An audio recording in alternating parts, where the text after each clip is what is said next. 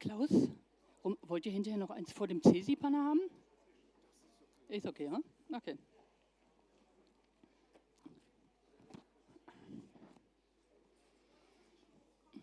Ja, bitte.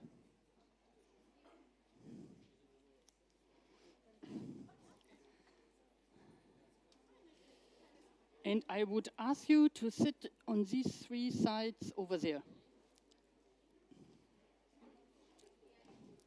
And if you could sit on these 3 sides over there, that would be great. Ich habe dich jetzt in die Mitte gesetzt, damit du neben Commissioner sitzt. Zu viele Männer und Frauen. Okay.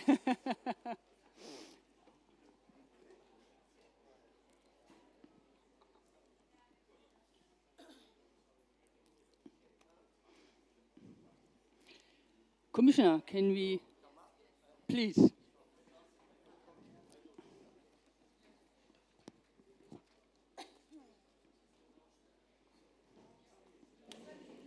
Okay. The seat is yours.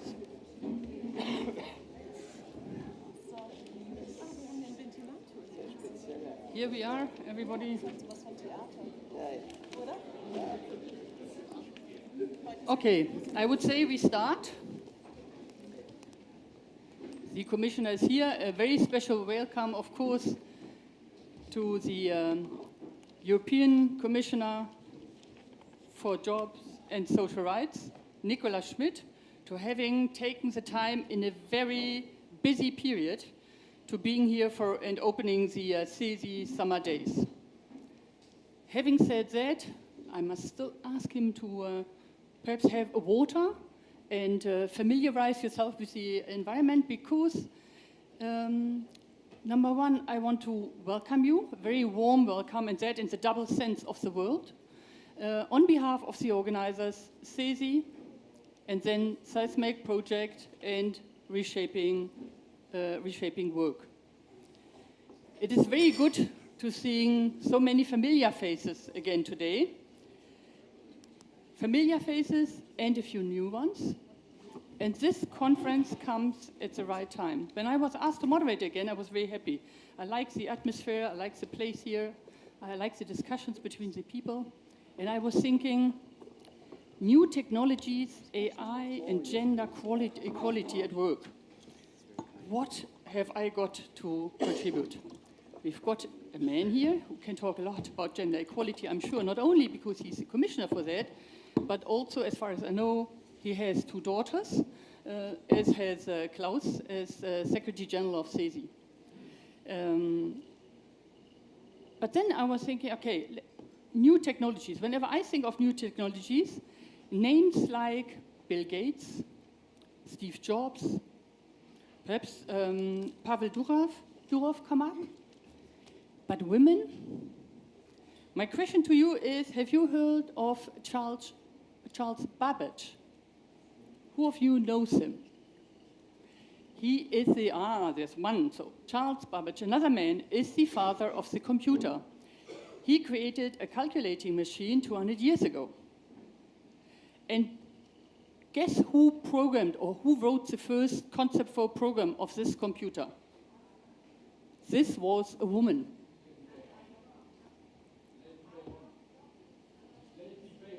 Yes, but she didn't carry that name because her father, Lord Byron, left the family shortly after her birth. So her name is Ada Lovelace, but she was the daughter of the English, well-known English romantic poet, Lord Byron. And yeah, what did she do to write that program? And I want to tell that because it's a good opening to the conference today.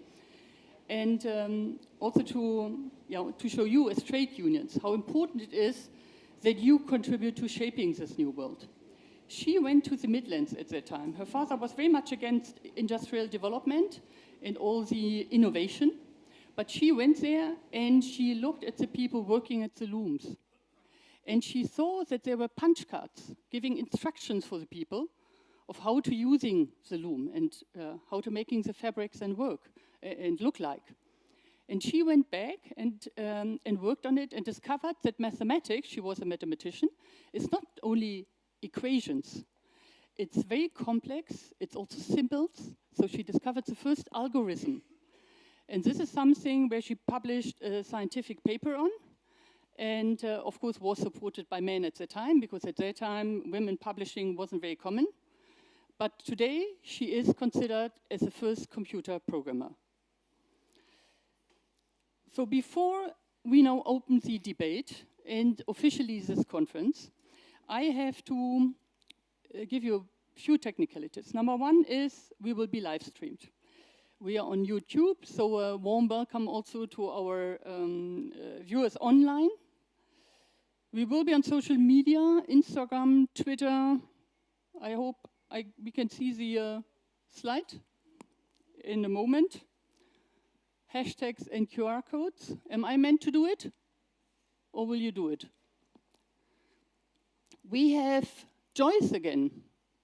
Joyce, our visual strategist, who has already been with us the past years and who will make sense of the discussions in a very different way. She'll be on stage with me after the workshops and we will look at it. What has not changed is the following. These summer days will be fun, hopefully. It's warm, the weather is good, the venue is nice, and it will only be good if you participate. We want to make this an interactive discussion, and we need you to also coming in with reflections, comments, and questions. The innovation of this year is that we have a pinboard outside, which you may have seen, and we want to encourage you to put questions on it. Again, questions, reflections, comments, anything that we don't have time perhaps to deal with here, put it there. Joyce will go there, she will integrate it in whatever she does later, and we'll discuss it. Lastly, I was asked to guide you through the agenda, but to doing that not only by reading the agenda to you. The CESI team has used an AI tool, ChatGPT. I think most of you know it. And there is one app which is called EDAL, and it creates pictures. So we're going to see, and they've always inputted the title of the session. This is the picture for the overall conference.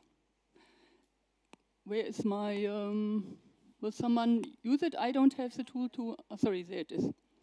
Women in technology, let's hope it works now. It does. So this is the picture for the, yes, no, is it the wrong, I think it's the wrong one. But is that the right one? It's a picture for from inclusion to equality. The next one, that's a discussion we're going to have with the panel, from inclusion to equality. And I must say, I don't know about you, I've looked at that, I felt as if I'm back in Barbie land. I don't know if that's the future of women. And also the costumes, it shows how important it is that the data you input in these machines is relevant and future looking. Anyhow, the next one would be, after the panel discussion, we move to work redefined, a workshop round. We're going to have 3 workshops. Okay, this one is the one, sorry, the first one. This one is the one on inclusion and equality, but the Barbies are still the same. Also, inclusion apparently means having one handicapped woman in the room. So I'm very critical of these. I've looked at them before. And this is work redefined, turning risks into opportunities. Look at the immense robots standing around. Maybe they underlined risk a bit too much in that, and opportunities a bit too little, but up to you to make your mind up.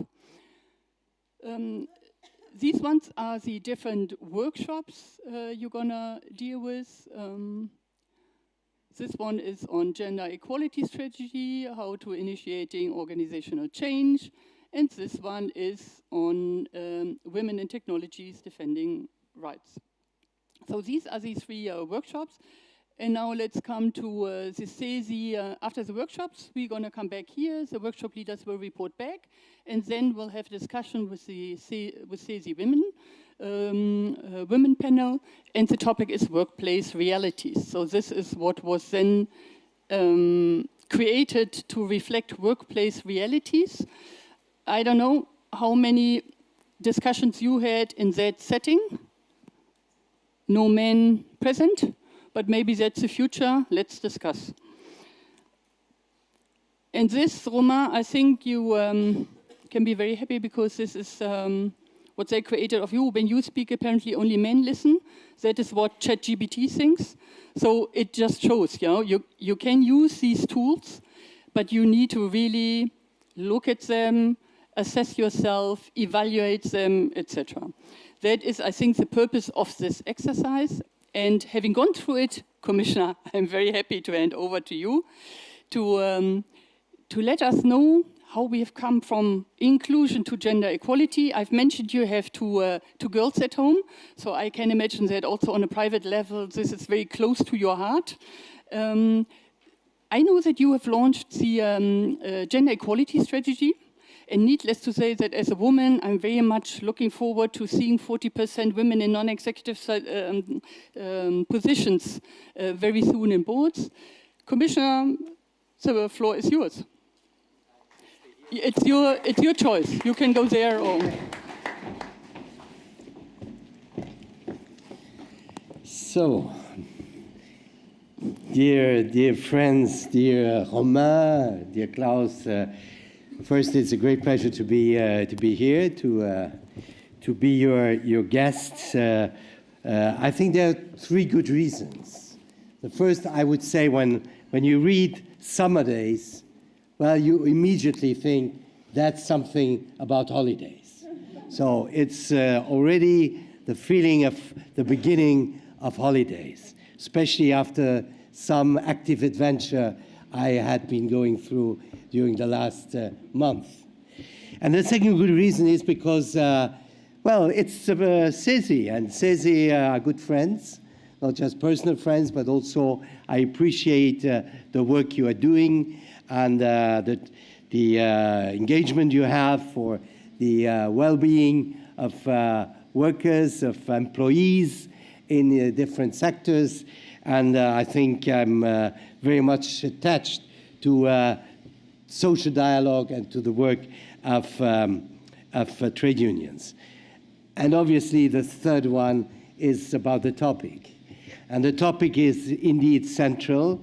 It's about, in my view, one of the essential principles for our society. It's equality. It's equality, and it's equality always starts equality, gender equality, equality between women and men. You have said I have two girls. I also have two boys. I know.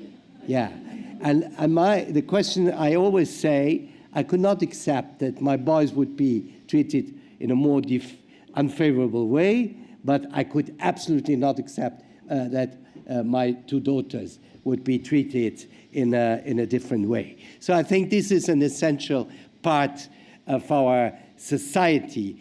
And this is even more essential because there are people now re-questioning equality. There are people coming back to some ideas we thought they were just behind us. So I think it's therefore very important, especially also for trade unions to further fight for equality, which still has to be improved. I think this is not something you achieve, definitely. You still have to fight, I would say, every day for this kind of equality. Now, it's also about technology, and it's about women on the labor market. And here I would say we are going through a period due to demographic changes where we have a lot of labor shortages, especially in new technologies.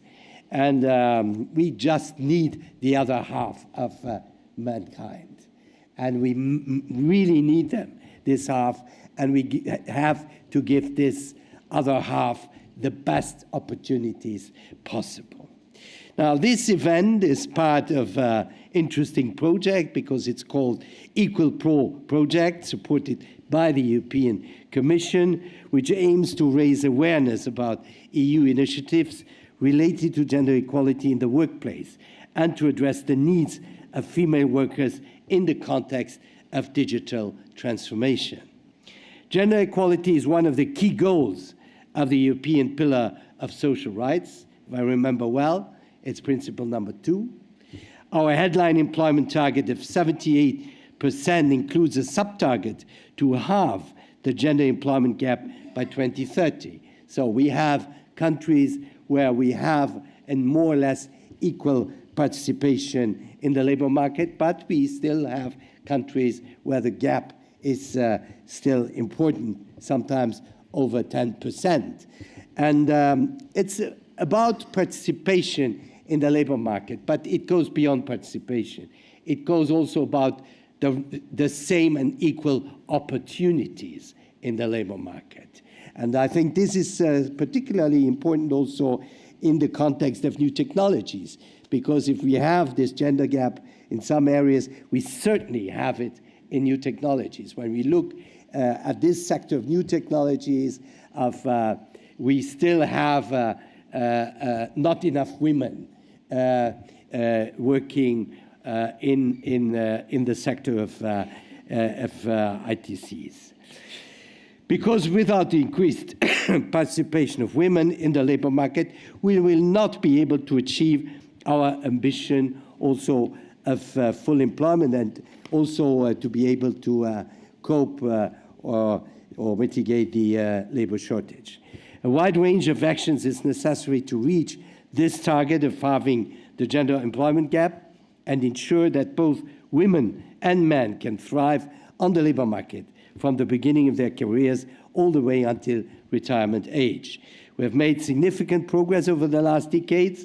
The number of women in the labor market is higher, and there is progress in access to better education and training. And here I must say, in some countries, women are better trained than men. So it's not the question all the time that women are less trained or less well educated.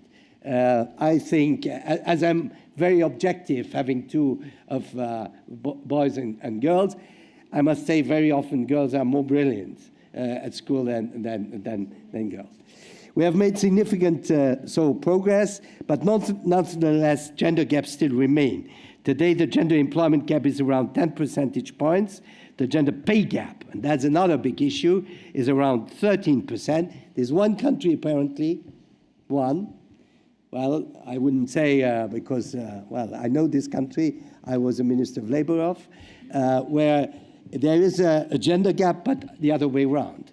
Apparently, women earn more than men, which is fine for me, because that's the revenge for decades and even more than decades where men earn more than women. So Luxembourg apparently is the only country along statistics, but it's always about statistics, you know.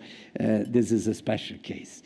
During this mandate, the Commission has adopted an approach that combines targeted actions and gender mainstreaming, as underlined by the EU gender equality strategy you just mentioned, which I have done not alone, but also with my colleague Dali. I want to say, I cannot just forget her. Multiple crises and backlashes, including the pandemic and energy crisis, put gender equality achievements at risk. And that's why, together with my colleague, Commissioner Dalli, this was a very high priority. Today, care responsibilities exclude 7.7 million women from the labor market.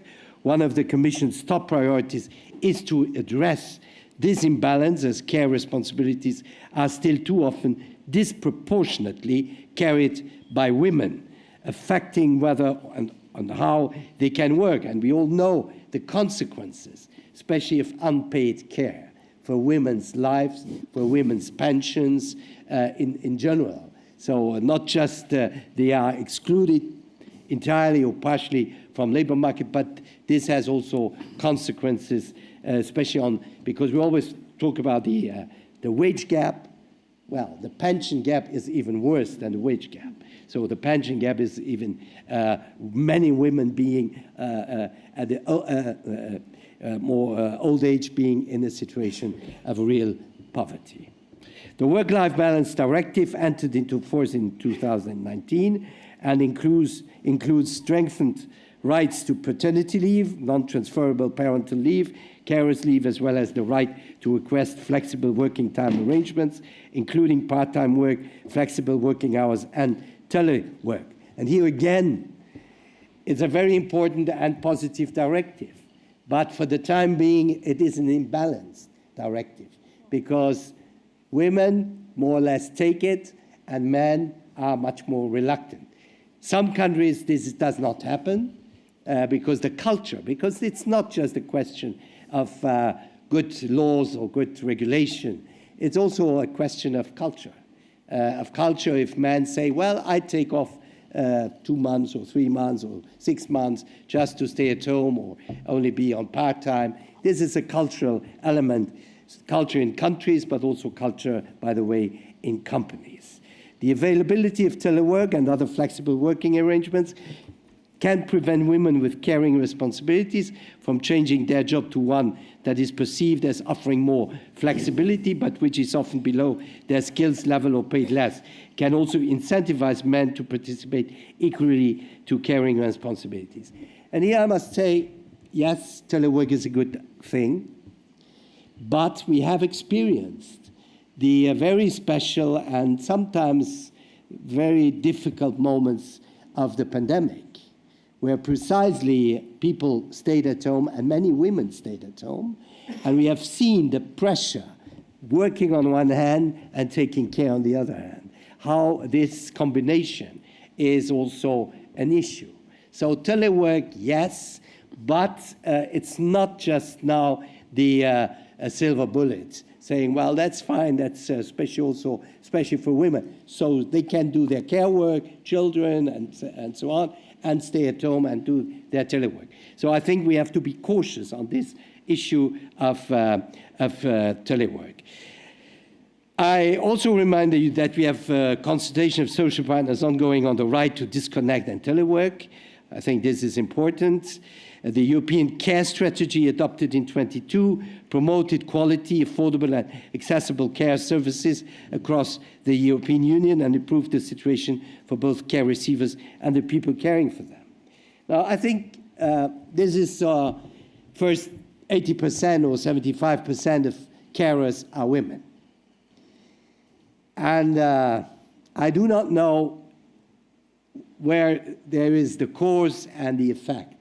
But the care work is still in our society undervalued. Labor conditions, working conditions are very often very difficult. Precariousness in the care world is very frequent. So again, there is this relationship between a special sector where the majority are women, and on the other hand, the labor conditions are difficult and the salaries are low. Many of care institutions do not know, for instance, collective agreements, which brings also wages very often down. A particular focus of this care strategy, which links precisely the quality of care and the quality of the care work and the quality of working conditions in this sector, is precisely to bring things together and to improve working conditions in the sector, because you cannot have quality care, be it for children, be it for elderly, be it for people with disability, and at the same time having very bad working conditions for those in this sector. Again, majority of women. So these objectives have been supported by 2 council recommendations, one in long-term care and one on early childhood education and care. Another important area of attention has been gender balance in decision-making positions.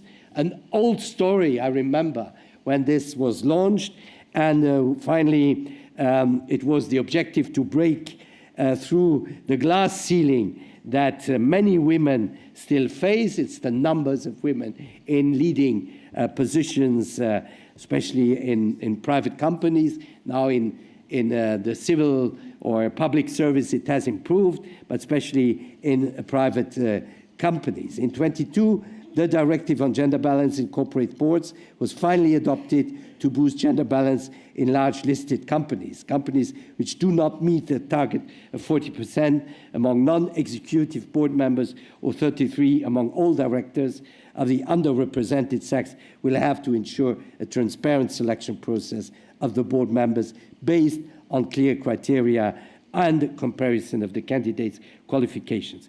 More recently, and inspired by this directive, we have also proposed to promote gender balance in European works councils. Because, well, I had a fantastic experience this week because I had a meeting with Industry All, trade union, on steel. And I had worked during my life quite a lot on steel, Luxembourg steel. And in these meetings, I never met a woman. And this time, we had a meeting, and all the trade unionists around the table were women. They were women talking with me. I was the only man in the room, by the way. I also was accompanied by 2 women. So all were women. And then I said, well, there's something happening, especially also in trade unions. Because especially in industry trade unions, some years ago and even up to now, women were more or less the exception. So there is a change there, and I was very glad to have this discussion in this context. So women need also to reap the rewards of their work in the same way as men, and that's why we have proposed a directive on pay transparency, which entered into force in June 23. The new rules will help ensure better implementation of the principle of equal pay for equal work or work of equal value. And this principle has been enshrined in the EU treaties already since 1957. So it's an old story, and we are not yet there. So employers with at least 100 employees have to publish information on the pay gap between female and male workers, where pay reporting reveals an unjustified gender pay gap of at least 5%, employers will have to carry out a pay assessment in cooperation with workers' representatives. I cannot finish the list of legislative actions without referring to the adoption of a directive combating violence against women and domestic violence to ensure that all member states have minimum standards in place to tackle gender-based violence in a comprehensive way. And this includes workplace harassment. Recent studies suggest that in parts of the EU, around 6 in 10 women have experienced workplace harassment. And this directive foresees specific support measures for victims, especially of sexual harassment at work. In addition, the EU strategic framework on health and safety at work acknowledges the negative consequences of workplace violence, harassment, and discrimination, whether based on sex or other grounds. The Commission supports, together with the European Agency for Safety and Health at Work, awareness raising on workplace harassment and gender bias, and calls on the Member States to promote gender considerations in design, implementation, and reporting. When it comes to policy actions, I would like to underline the need to discuss the impact of new technologies and artificial intelligence on gender equality at work.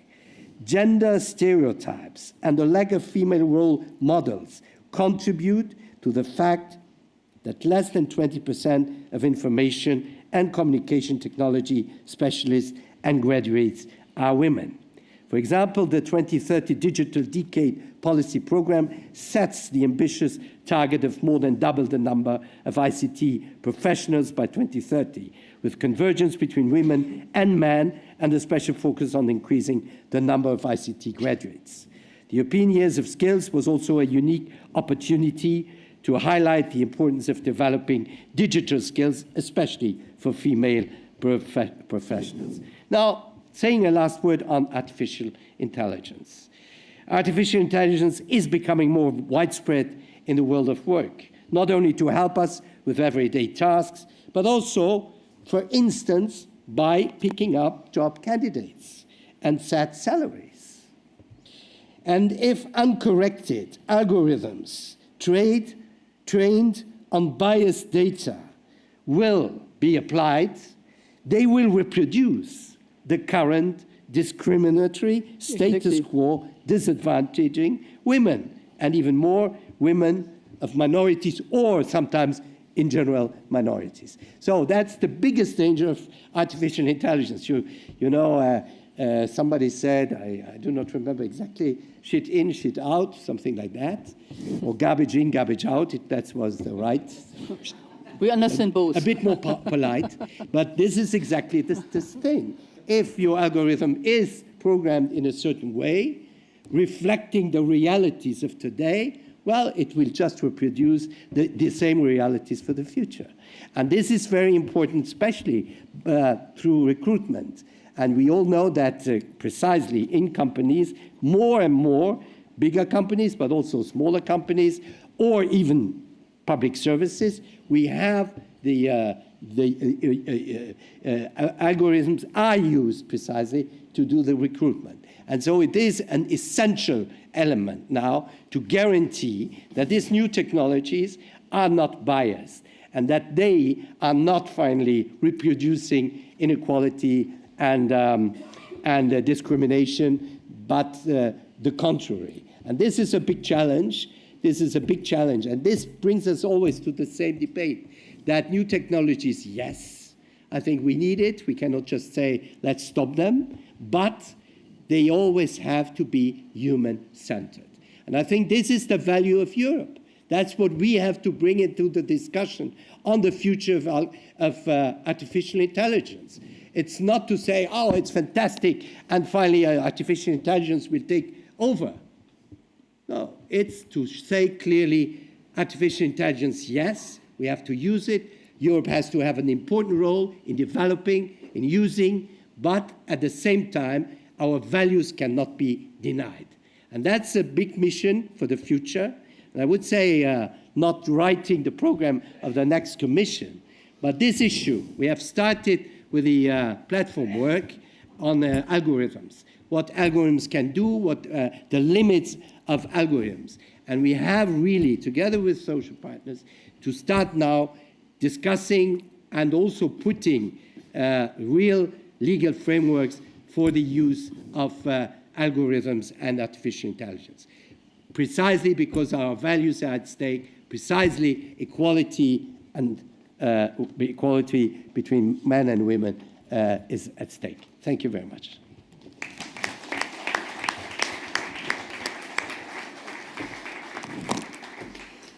Thank you very much, Commissioner, for a very engaged opening of these summer days.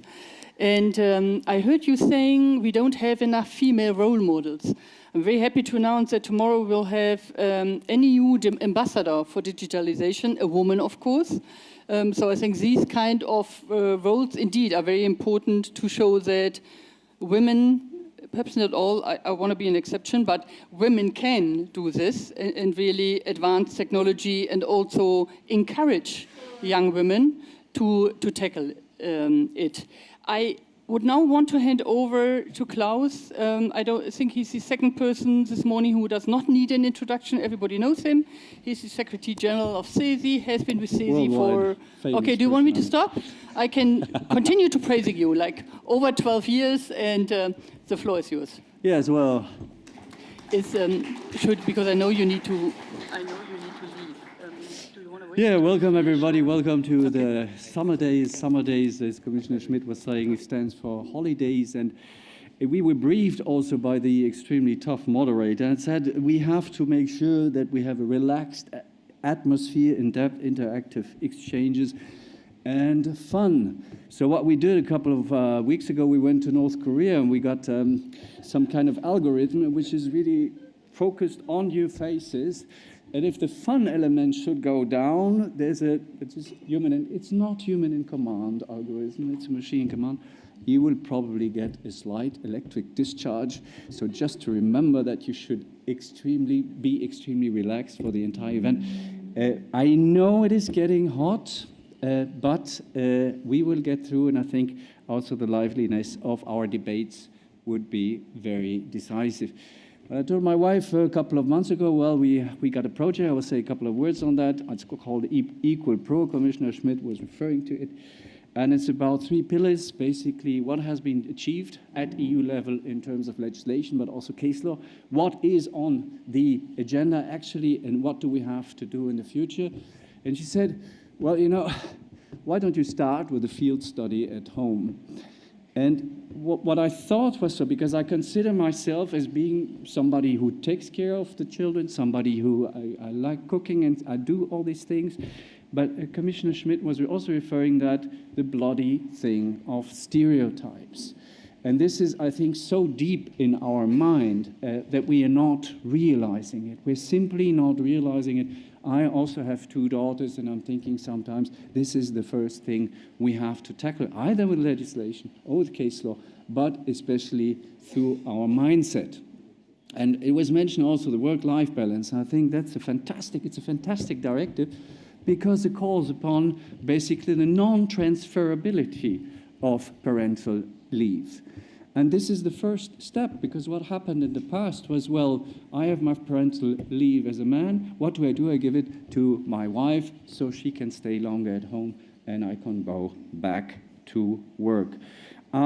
Just a lot has been said by Commissioner Schmidt. I don't want to go into the current status of legislation. I just think it has been so symbolic, so emblematic, and so tangible also what the European Union has been doing for women's rights, for gender equality at work. But, and that was said also, we're also facing a risk that due to the complexity around new technologies and AI, that could potentially undermine decades of progress. And I think, as a European Parliament report which states, we risk cementing these stereotypes through the inaccurate, inappropriate use of AI.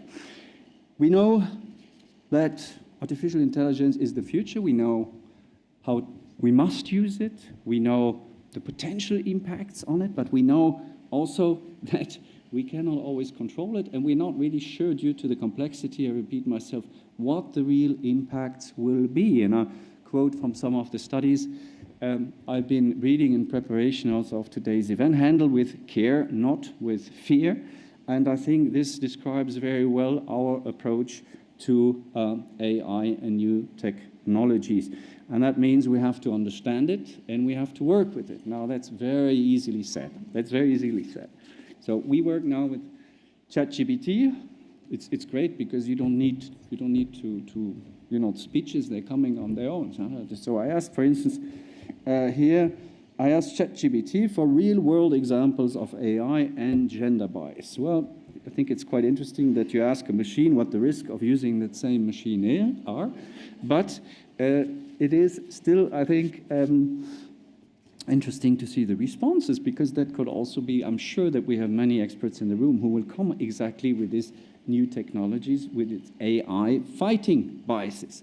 But of course, we have recruitment tool bias. AI learned to favor male candidates. We have voice recognition systems which are biased, where you have higher error rates for female voices, healthcare algorithm, credit decisions, where a tendency to favor men over women are basically the consequence of these bias. And online advertising, I thought that was very interesting. A study revealed gender bias in job advertisement delivery are more delivered to where higher paying jobs, ads are more delivered to men.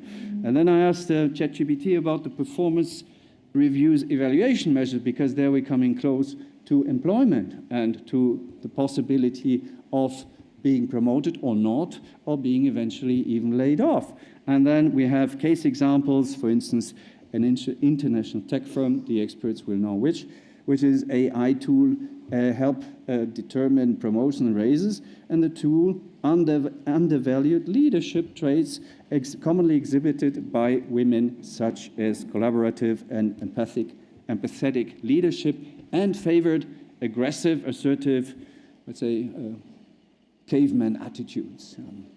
And this is the same for layoff decisions, where basically success metrics historically favor one gender, those who work late night, those who log in the middle of the night, and these are mainly men. So we have, of course, to face that. We're seeing the dangers and we have to react. I think it is more serious than we think, but at the same time, come back to what I said, we handle with care, but not with fear.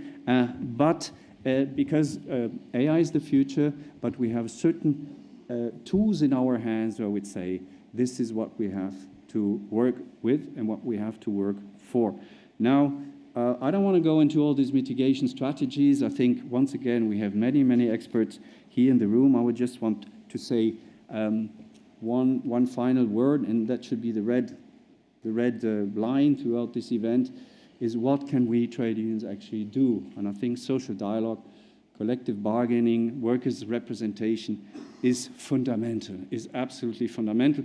And what does this require? That requires, of course, knowledge of the complexity, that requires the use of the complexity of AI, and that requires eventually also asking for external help when it comes to not only designing algorithms, but also implementing them at the workplace. Conclusions. One last thing. We have a recent, I don't know if anyone from Uni Europa is here, there was a Friedrich Ebert Stiftung study recently, and I thought it was also very interesting that we have the bargaining on artificial intelligence is not common. Out of 90 responses, 20% of trade unions have collective agreements that relate to AI, 69 do not, and 11% are not aware. A final comment. In preparation of these events, we had a lot of talks also, mainly, and that includes myself, the reactions, the responses were, I'm not sure if I can deal with the topic, I don't feel comfortable. And we even had a very dear colleague who at first said she would come, and then she said, no, I don't feel comfortable with the subject. And I think this says it all, that somehow we have to jump over this obstacle, because I don't feel comfortable. The younger colleagues feel much, much more comfortable. But by the end of the day, by using it, I think we also get a grasp a little bit of what is at stake. Handle with care, not with fear. Handle with care, not with fear. I wish you a good event, and thank you for being there. Thank you. You want me? Yeah. Okay, so the Commissioner has to leave, so I think we can give another big hand to the Commissioner to really have taken the time. We appreciate that. We know you have other negotiations.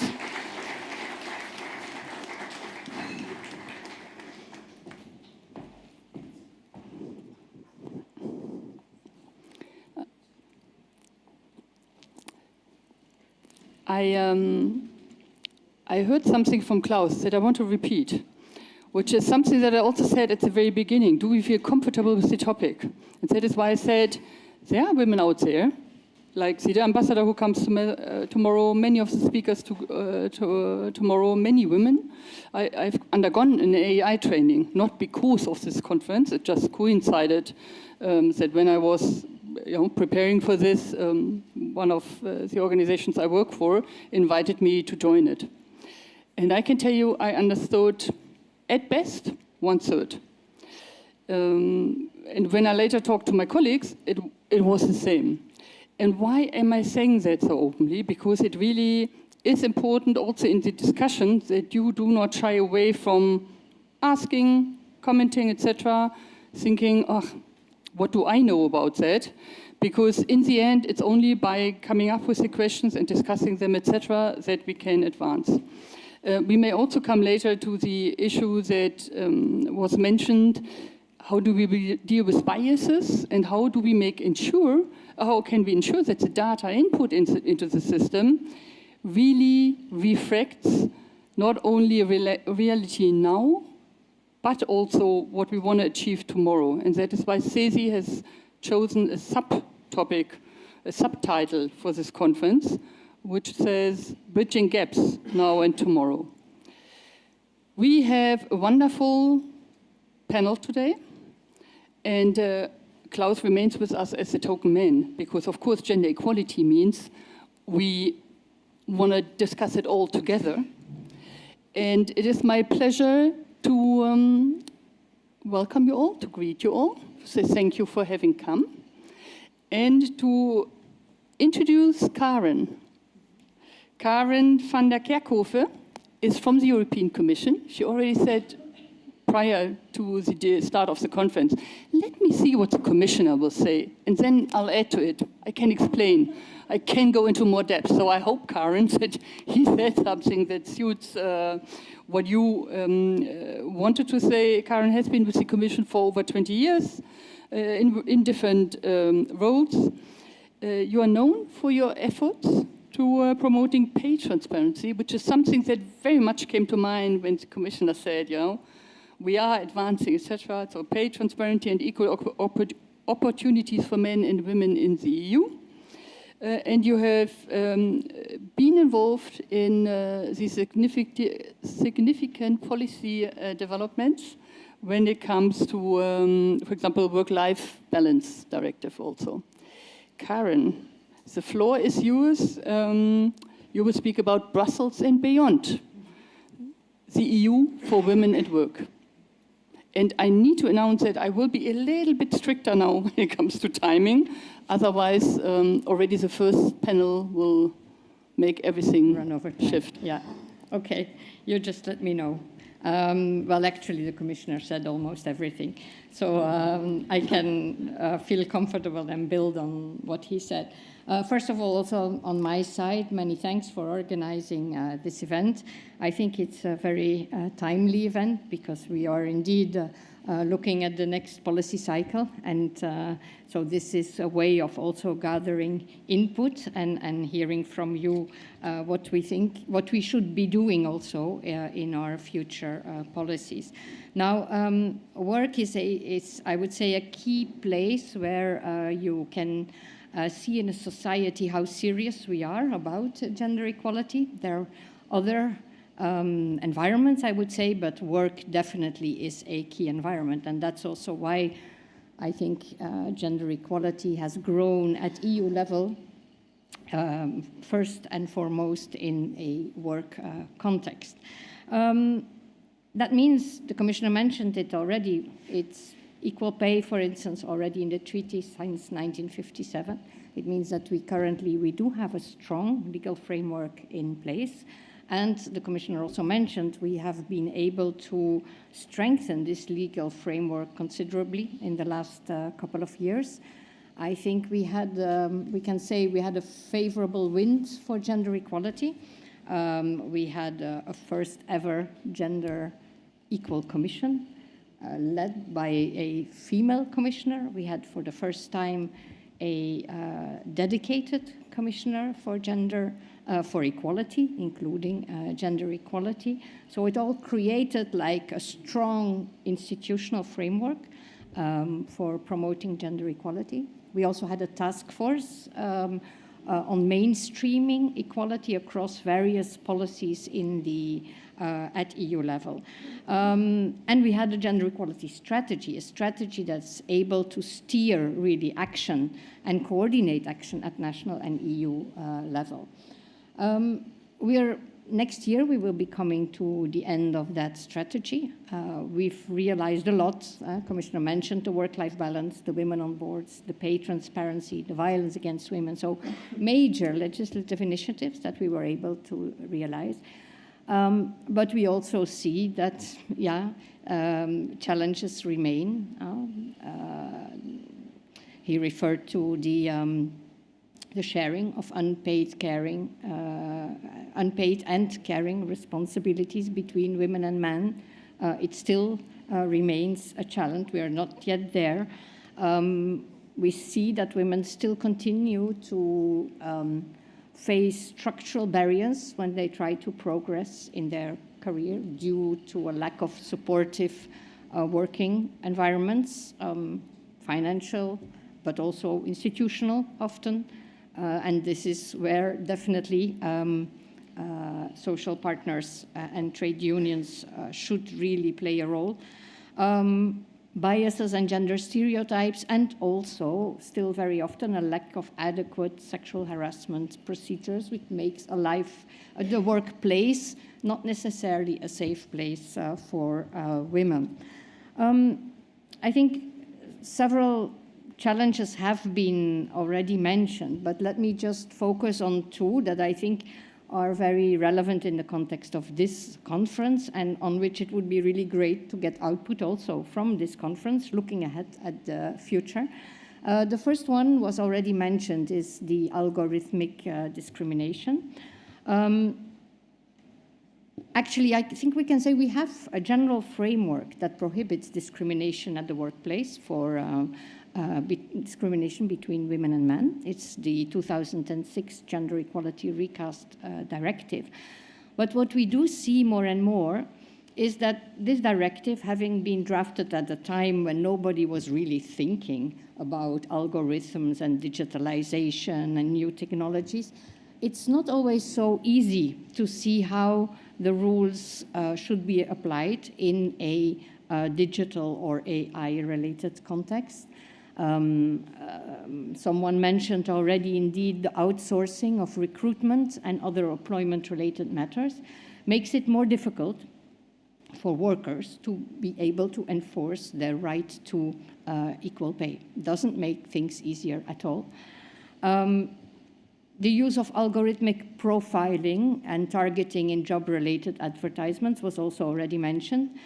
I'm thinking in particular a case in France, for instance, where it was noted that on Facebook, the advertisements for secretarial positions were targeted for 92% to women, whereas, for instance, the advertisement for airline pilots were targeted to for 85% to men. So you really see this persistent and this perpetuating of stereotypes, which comes out of the algorithm. It's also, under the existing legal framework, it's also increasingly problematic to deal with questions of indirect discrimination, where you realize that seemingly benign data can indeed be used to indirectly discriminate.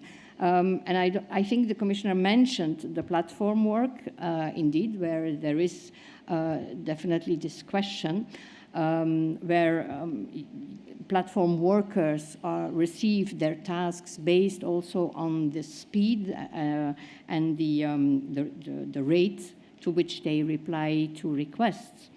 But if you fall behind the average, you arrive below at the bottom of the selection. Now, in say, the rate and the speed of replying to requests seems to be a neutral criterion to allocate tasks, a neutral criterion to motivate your workforce. But actually, when you realize and you link this then to the unequal sharing of caring responsibilities, you see that women may not be always available at the peak periods that the requests come in, and so they will fall below the average and go down the list. And it's not a hypothetical question. It did happen, for instance, in Italy, and Deliveroo drivers, they complained about it, and the Bologna courts found that it was a question of indirect discrimination, but really not easy to demonstrate, not easy to bring to light. And particularly vulnerable in this area, I think we always speak about women and men, but I think there are, even within the group of women, groups of women that are particularly vulnerable to this type of discrimination. Women of ethnic minorities, migrant women, women with disabilities, where the AI system may simply not be trained or simply not able to recognize their characteristics, or even worse, they're designed to read them negatively.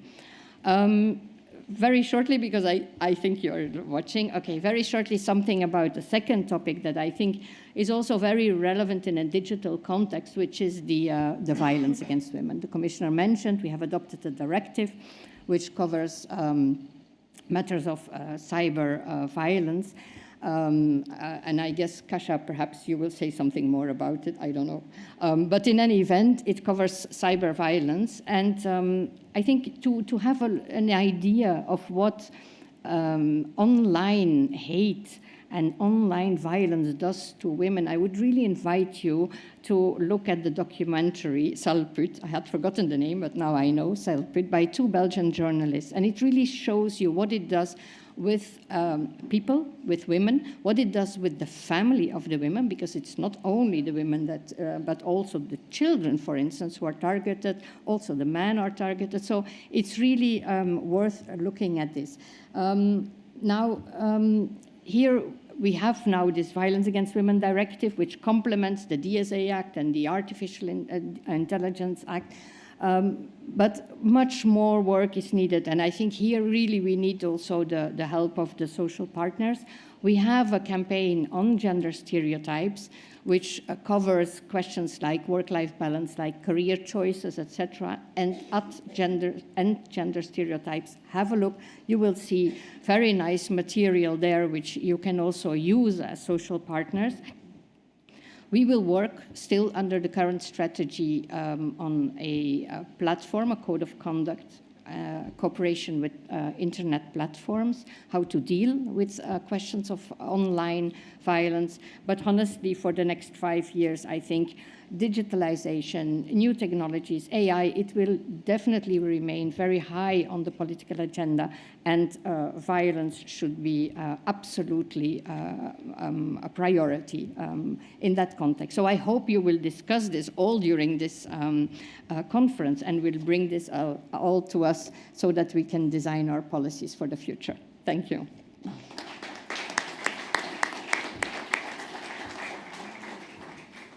Thank you very much, Karen. So seems it's a very timely moment for CESI to discussing these issues, to also making sure it enters your work. I've just decided, and we've briefly talked about it, to change the order of the speakers. So Katarzyna Skuta is the advisor to the Belgian EU presidency. And her work focuses on providing strategic advice and analysis on international relations and European policies. You're going to talk to us today on gender equality policies during the EU ongoing Belgium EU presidency, which stops on Sunday.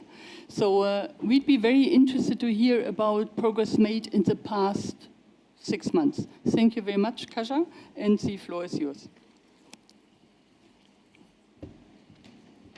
Thank you, Kerstin. Thank you for having the Belgian presidency here. Indeed, it was a very intensive 6 months that we had, and we had the pleasure of working with the social partners, with trade unions during the 6 months. And we also put the work with the civil society in general as one of the objectives of the presidency. We thought that we cannot advance alone.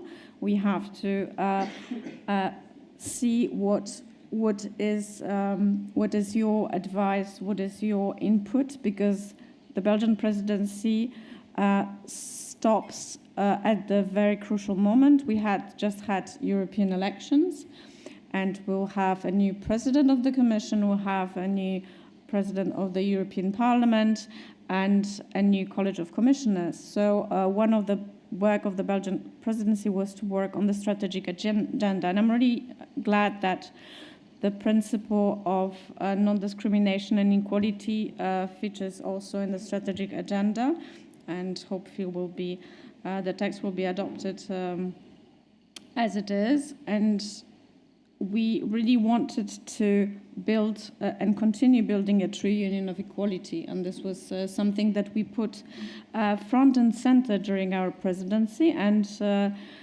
we had put very high objectives, and we wanted to manage to close as many files as possible. And as Karen said, one of the things that makes me really proud is that the adoption of the Directive on Gender-Based Violence. It was not easy. You might have heard that it was a very short window of opportunity because the Parliament was already ending its mandate. So we had a very, very short time to close this file with some things that and I'm taking off the Belgian presidency hat and taking on the Belgian hat, maybe would have thought that the text will be more ambitious, but it was we had the 27 member states there, and I think it's still a very good document, and we'll see how it will be implemented. And what Karen said is that the directive also tackles cyber violence, and this is something that you will be probably discussing today. So the violence online is technologically facilitated, but it's not something new. It's not something that happens because it's online. It's just, it moves and it uses different techniques, but it's something that happens in our society and we have to be wary of it. What changes is the unanimity of persons that feel that they can be even more violent because they're not seeing the person that they're targeting. And with the eye visuals that we've looked at, I had a reflection as a sociologist, is that they were not telling us that much about the future that we face, but they were telling us a lot on how we are as a society, meaning that there was a lot of virtual signaling in these pictures. We saw women, but you saw that, for example, there was a person with a disability in a room that has stairs. So we don't know where this person will be going, but we put a person with a disability because this is something that we taught the AI to do. But there were no real inclusion of this person. They were just shuffled in the room. So I think this is really important to see what we are feeding the AI that will be also in part facilitating our decisions. And that's the principle of non-discrimination that is important. But coming back to the violence, we see also AI-facilitated violence, so specifically deep news that are really taking on. And as a Belgian government, we did a study on young people, and 7% of young people already use those tools, and 17% received a deep nude, which you can say, well, it's not that much. No, it's really worrying that already 7% of young boys, those are 80% boys, I think 85%, already using these tools. And the wreck, that what Karen said, that can really, those tools can really mate to a person, because if it's the first thing is touching the person, but then it, of course, spreads around and is difficult to take down. So I think we have to really be wary about this. And we have to be wary that the directive that we have adopted and have to be implemented, as the Istanbul Convention, when we have worked on the text 10 years ago, there was no mention of cyber violence because there was not a place. So we have to be aware that this directive responds to the situation as it is now, but we will have to cope with the new elements that will come.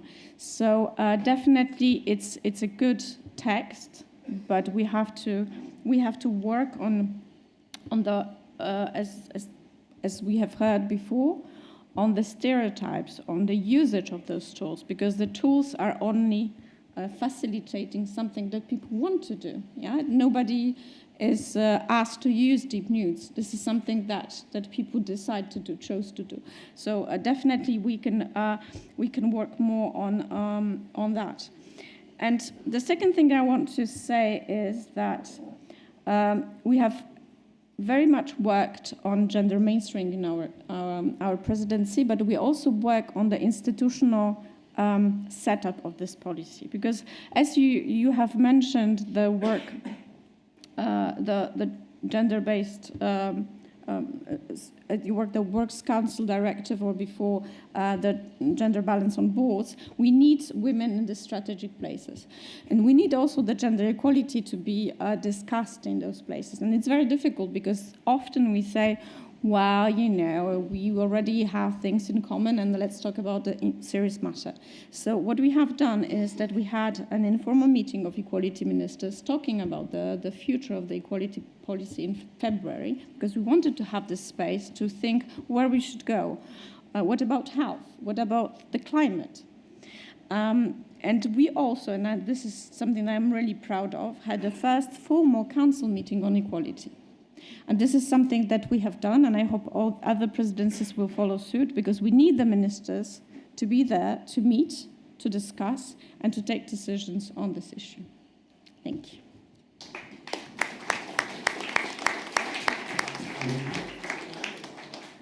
Thank you very much, Kasia. And we move from the European level to the international scene. Melanie Kreutz, the chairwoman of DBB Women. You have over 20 years experience in women's and union advocacy.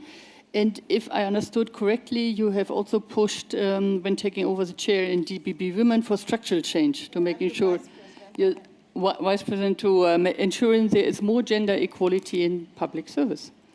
So the floor is yours, and it would be great when you speak that you also share a bit with us, like which are the great international experience that you've had that could be taken up by European level.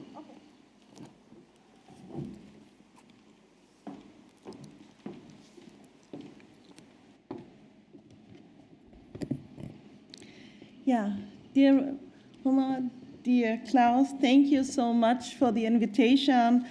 Dear guests, I know it's really hot, so I really appreciate your patience. It's a profound pleasure for me to stand today here before you on the CESI 2024. We are here today because we share a common goal: to ensure our rules, guidelines, and society's support for everyone, men and women, across all workplaces in the EU equally. A gender-equal society is a win-win for all of us. The World Bank says countries could experience up to 20% increase the GDP per capita if women employees rates were equal to men. And let me tell, the World Bank is a kind of conservative, but just them notice we need to work on this point. IMF statistics shows that closing the gender labor force participation gap could increase the European labor force by 6%. It's time of economic crisis and severe labor shortage. These figures are anything but trivial. So marginalizing the rights of women and ignoring their potential, we in fact deny ourselves the opportunity to live in a more prosperous and sustainable world. And let me tell you one thing, ladies and gentlemen. When women thrive, communities flourish. Women increase participation in the workforce leads to higher household income, better education for the kids, and overall improved health and well-being in families. But beyond the number and income indicators, gender equality is fundamentally about human rights and dignity. It's about creating a world where everyone, regardless of gender, has the opportunity to reach their full potential. Now, I want to tell you something. I was fortunate enough to be a member of the German government delegation to the United Nations, 67 and 68 also. It's a session of the Commission of the Status of Women in New York. If you just believe or if you imagine, it's like a festival of gender equality.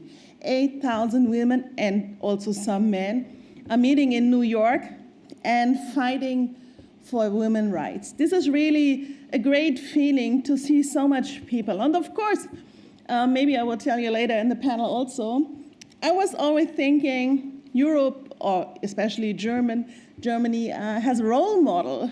But maybe I'll tell you later, we have some examples on other places of the world. They are much better than we. So the 67 Commission focused on innovation, technology changes, education, and digital age for achieving gender equality.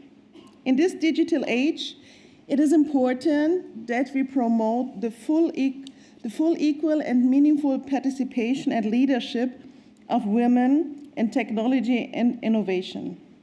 Digitalization and remote work presents an opportunity for both, for women and men, to juggle the family and the job. And you know, it's important to see the unpaid care work in the family. Also this we have to do from women and men, otherwise we cannot be equal in the job. We need to create an environment when the women feel empowered to lead and innovation breaking down historical barriers. As trade unions, it's our duty to ensure that governments and employers close the gender digital divide, address biases, AI algorithms, ensures data privacy, and maintain transparent practices. At the same time, the digital world should be safe space for everyone. And we must prevent and eliminate all forms of violence, especially gender-based violence. Women need security in an analog and in a digital world.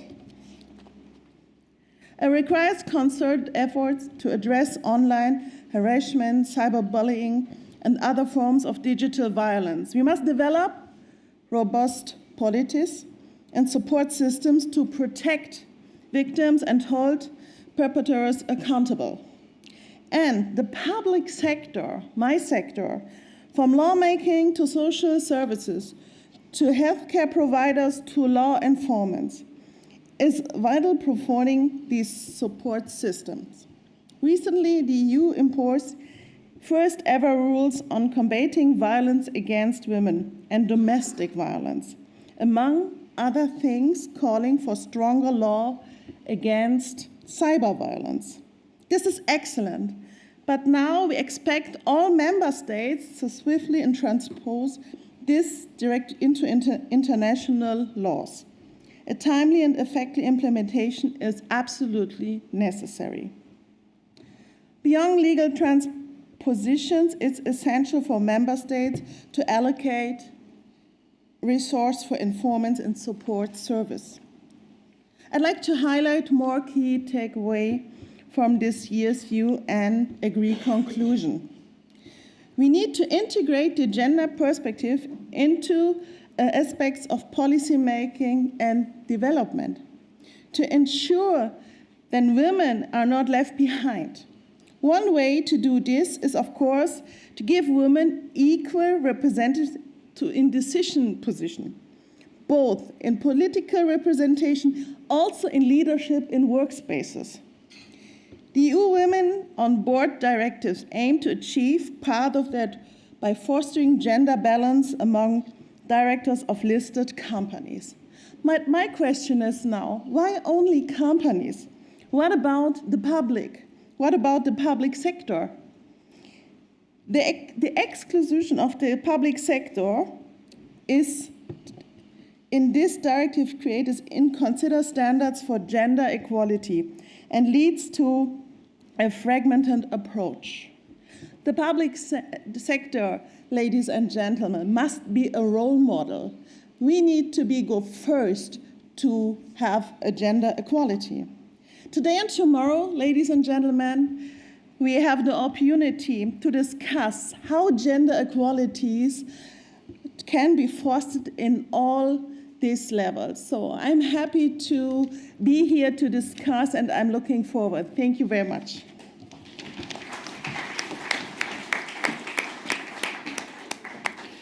Thank you very much. A call upon the public sector to be a role model in gender equality and new technologies, especially AI. That's a call upon CESI also. Maybe I direct the question to Kasia and Karen. If you could have a wish about how could CESI, as a trade union for the public service, supports this, what would come to mind? And another question, Karen, because you talked about algorithms and how dangerous it can be. I am wondering, having heard also from the commissioner that STEM is still really a field for male, like boys rather than girls.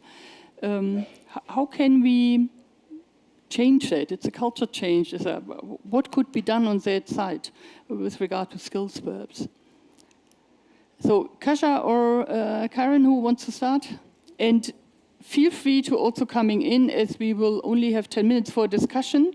I don't want to have a discussion only on the panel. If someone has a remark, a comment, a question, feel free to raise your hand and we'll open it up. Well, thank you. I think if I could wish and ask something, I think what is important is that we have pushed for a lot of legislation now. And what is very important is to look at the member states and see how they implement it. Because sometimes, as for the Women on Boards Directive, the directive gives different objectives for the member states to choose. So maybe you can push for the most progressive one, the most what you feel will be the best for your country. So this is one thing. And also, I think there are some good practices coming from the public sector, and I think this is something that we can also fit into the European policy, is to see some member states, some public administration leading the way and showing on how, for example, working environments can be safe and free of harassment. So. Mm-hmm. There's a lot of good work can be done. Yes, thank you. I think also in the context of the implementation, indeed, and I'll continue, we have, and in the area of AI and digitalization, we have the new AI Act. That AI Act will be implemented. But I think it would be really very interesting to see and to follow very closely on the side of also the social partners how this act is implemented, in particular in the employment area, and to see whether it sufficiently sets a framework for addressing these algorithmic discriminations that we have just heard several examples from. Because it's clear when we talk about AI, we don't only talk about productivity and competitiveness, we also talk about human-centered, values-based, equality by design, as they say. But let's see how it will work in practice. Let's see how it will be implemented and how it will work. And let's see from there whether we need something specific on equality, yes or no? Do we need to do more? Do we need to do whatever action, awareness raising, new legislation, whatever? So I think that's really a task, I would say, that I would see for social partners in the coming years. You mentioned the STEM and the stereotypes. Yes, I think there is no silver bullet. Yeah, I think one thing would be to put the combating gender stereotypes high on the agenda. Social partners are key to be able to do that.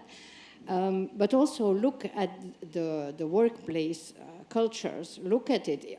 Is there anything, and analyze,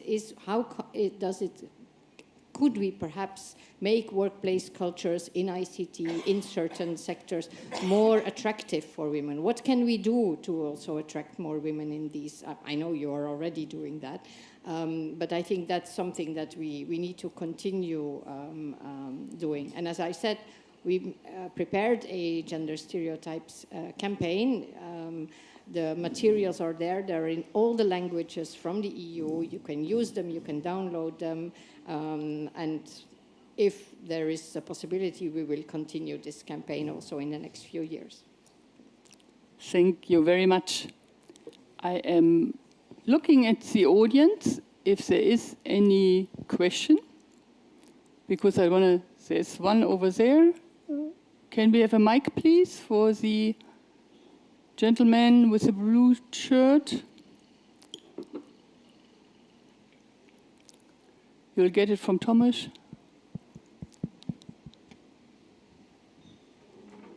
Thank you very much, Thomas.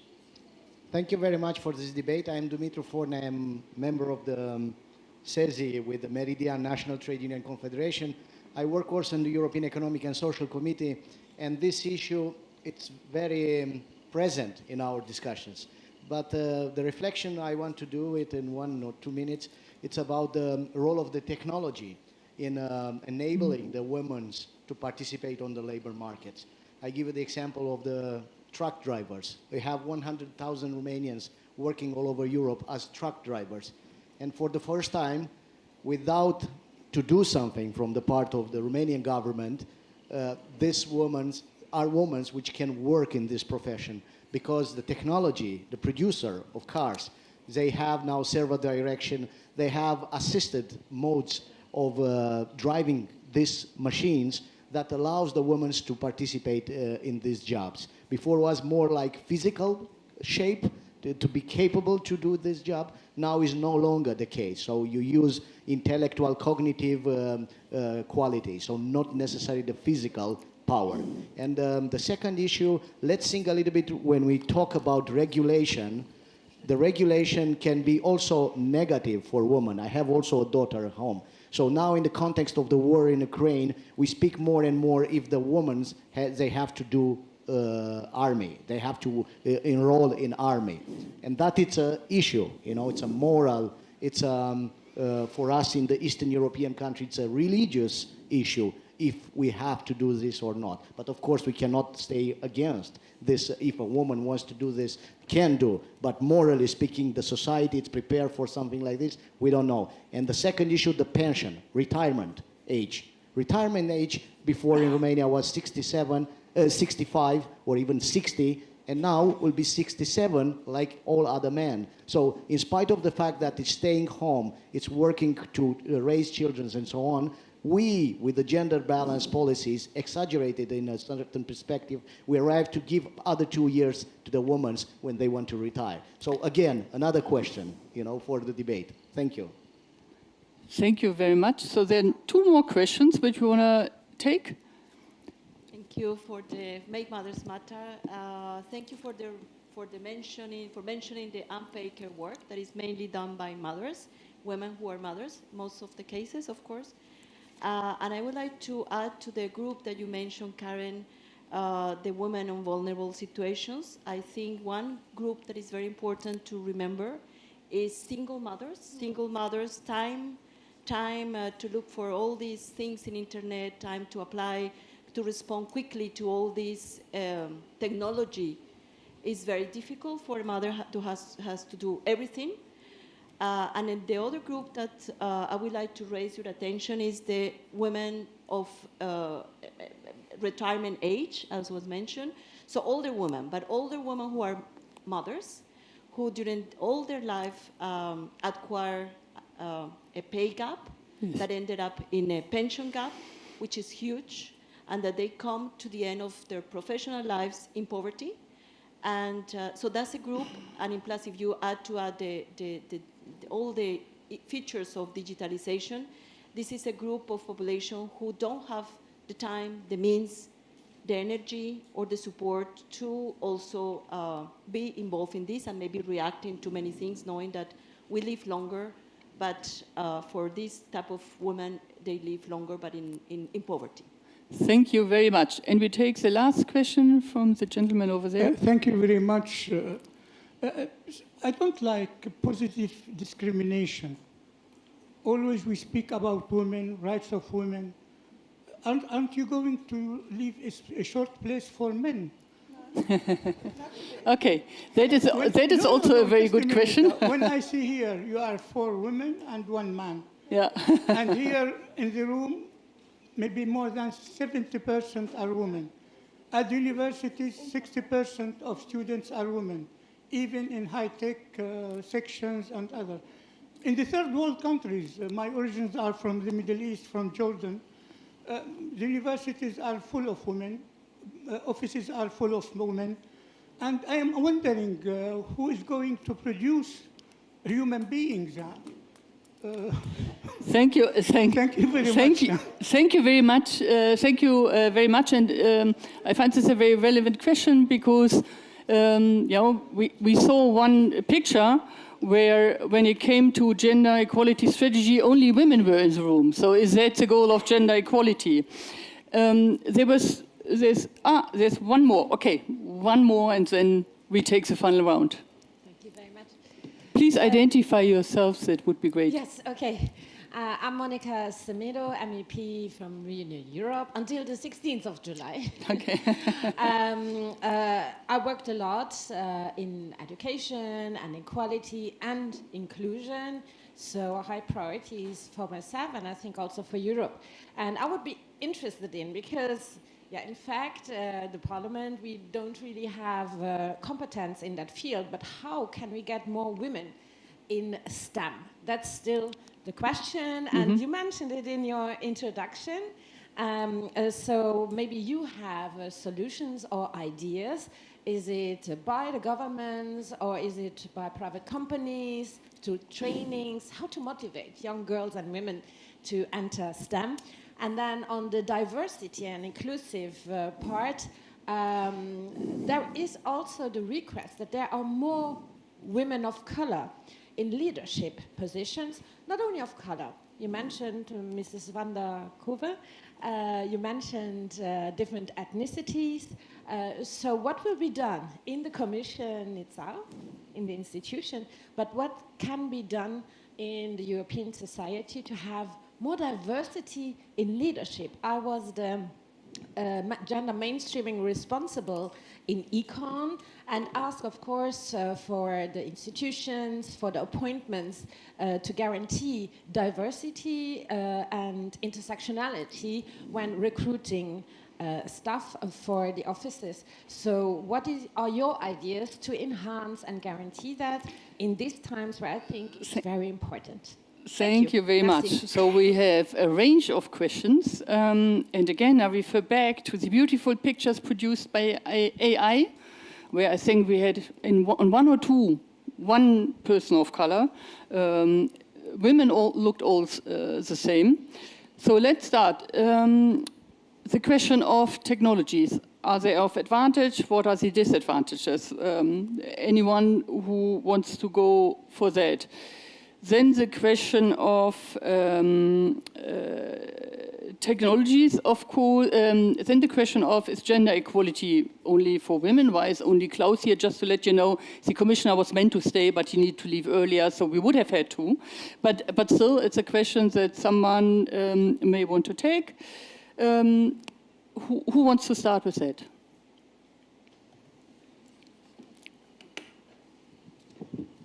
Okay, someone needs to start. So perhaps just a few questions, reactions to some of the questions. I think it was a very pertinent comment.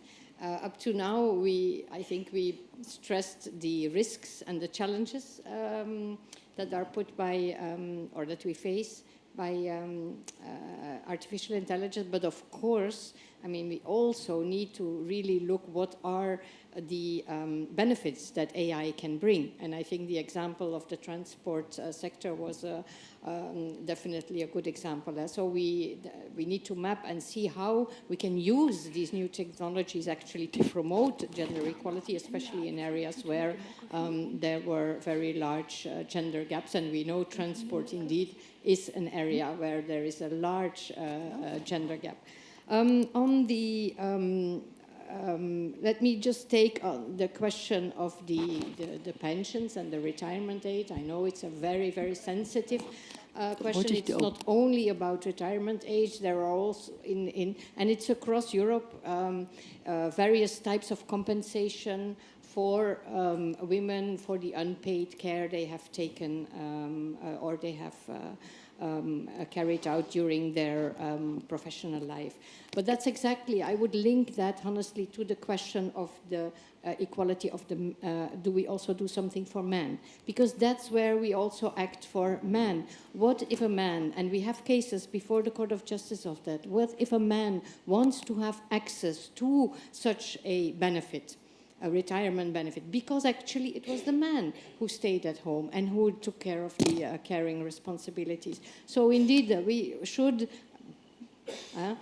abolish those stereotypes, we should abolish, and they are embedded in this pension system. They are embedded in the pension system that stereotypically it's women who carried out those caring responsibilities, therefore women need to have a more beneficial treatment at the time of retirement. But if you equalize it for everybody, then we also, at the same time, hopefully will combat the stereotypes. I will leave the other questions to the others, otherwise I speak too much. So I will venture of the question how to bring women to STEAM or STEM, you know, like, because STEM. We add arts as well to that, and I think this is one part of the answer to that. But also to go back to the question on solo mothers and pension and care.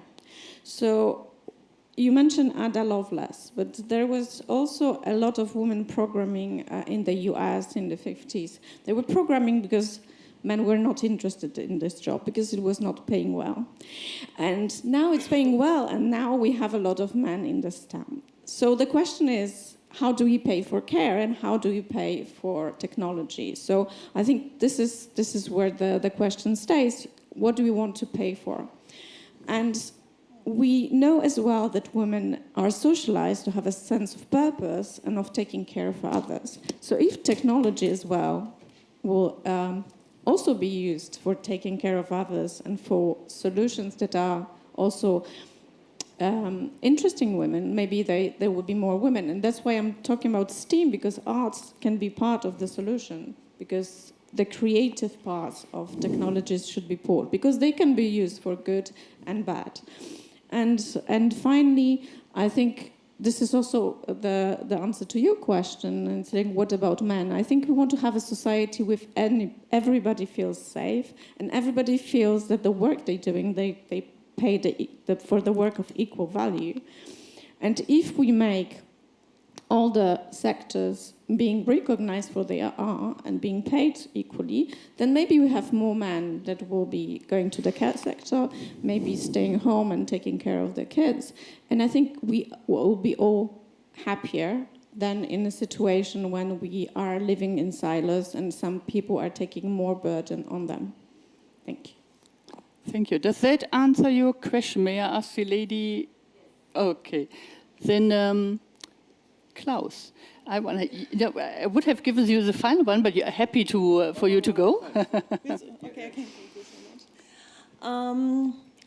I would answer the questions of the lady in front of here because I have maybe some examples from the UN CSW.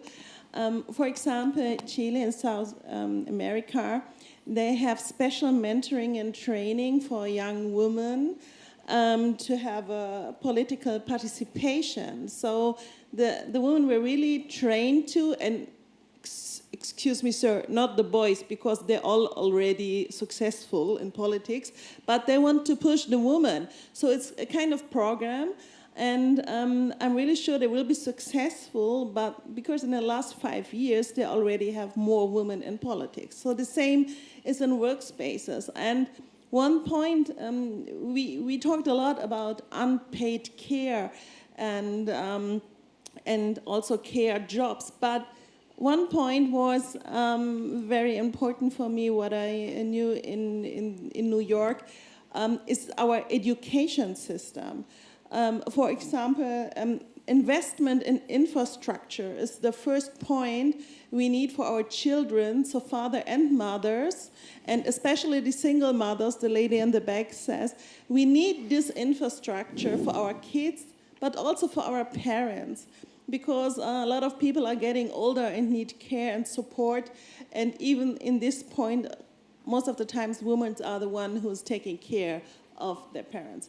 So what we would do, if I see, for example, I have 2 boys, but my sister has 2 girls, and she's treating them like, be a good girl, help in household, like that. And when I see those children in my family, the boys are rough and helping dad with cleaning the car, like that, we're treating our kids this way. You know, we're starting in the beginning, and that's the wrong way. That's why girls are treating to be in caring. And I think that's a mistake, because caring job, if they're not well paid, and there is less technical, you cannot go on homework if you are a nurse, right? But if you're an engineer or something like that, you have the possibility to work from different places. So what will I say? We have to start with our kids. We have to start in childcare, in school. That's the important thing. And we need to change those special, this is a woman's job, this is a man's job. We need to stop that. For example, in America, sorry, I'm not finished. For example, in America... 1 minute. Okay. Care jobs in hospitals are very good paid. A nurse is comparing to a doctor in Germany. And the point is, a lot of men are working there. So in the end, it's a question of money. And now with all this technical, we need to push these emotional jobs, because no machine will help a sick person in a hospital. So we need to change our payment system, and then I think we can also change this. And I couldn't agree more. And I wish we could continue this discussion. However, Klaus, the final word is for you. And there are 2 things. Number 1 is indeed the fact what you also said in your opening work. It's a culture change. And the second thing is the lady in the back also talked about demographic change. And I've heard often from the public service that they have a demographic issue. So in public service, you often have a big gap between those who have worked there their whole life and then very few young ones coming. So how can we address that with a view to new technologies, AI?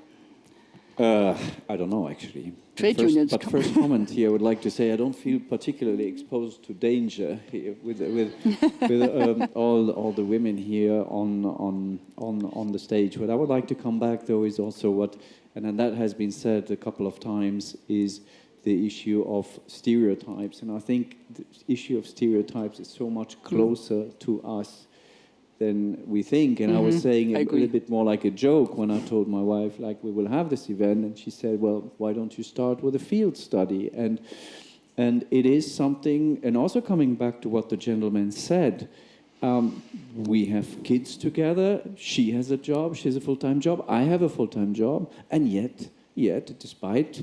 I think I'm doing an effort, but it's clearly there is a misbalance here in this. And I think this is, of course, now when you come more and more to situations where women do not have full-time jobs or are, let's say, working also in areas like childcare or elderly care or long-term care, where this cleavage gets bigger. So, and this is something where, to my mind, each and every one of us has to work for it. And maybe also as a final comment, but that does not answer your question at the public service, because I think Melanie would be better to answer that. I think as trade unions, that's what I said also at the beginning, we have to step up now. You've been mentioning it, you've been referring to the AI Act. I'm also aware very much of the ETUC's demand for let's having AI for Employment Act. We, following this event also today, we will put our heads together and saying what are our positions. One of the key positions will be, as I said at the beginning, social dialogue, collective agreements, and effective workers' representation, both in the use of the data sets, but also in the design of artificial intelligence or algorithm. And I think that's key. And also what I said at the beginning, if someone, and I feel the same, says, I don't feel comfortable with our AI, I think for all of us, that is the wrong approach, because then we will not be in the position to control that or to have it covered by social dialogue and interest representation and collective bargaining. Sorry. Thank you very much. And coming back to field research, which is what your wife said, that is also what Ada Lovelace did, and that is what made her, in the end, the first computer programmer. It's time for coffee. You made it through the first panel, and thank you very much for the active participation. Before you leave, I'd like the technicians to please put the slide with the hashtags and QR codes up again, because I think we were missing that in the beginning. And if you tweet, please use these. It's good if that goes online. After the coffee, yes, after the coffee, we'll have the workshops. Workshop number 1 will stay in this room. The 2 others go downstairs. I would encourage you, go out, use the pin board, put remarks, comments on it, network, and then take your coffee, water, whatsoever to go downstairs into the workshops. They start at 4:30, and we're going to meet here again at 5:30. I'm supposed to tell you what the workshops are. Bear with me. So, shaping a workplace that works for all, a pan-European approach. That is the workshop that will stay here in the big room, organized by Max Übe, and I would encourage the leaders to introduce themselves at the beginning of the workshop. It's a workshop from the European Commission. Then workshop number 2, accepts gender equality strategy, setting standards for organizational change. That will be done by Marta Della Chia. It's accepts as a think tank. It's going to be downstairs. And then workshop number 3 is gender equality policies from the perspective of women. It will be run by Lara Kaun from the European Women's Lobby, also downstairs. Thank you for your tremendous patience. Enjoy your coffee break, and it starts at 4:30 again.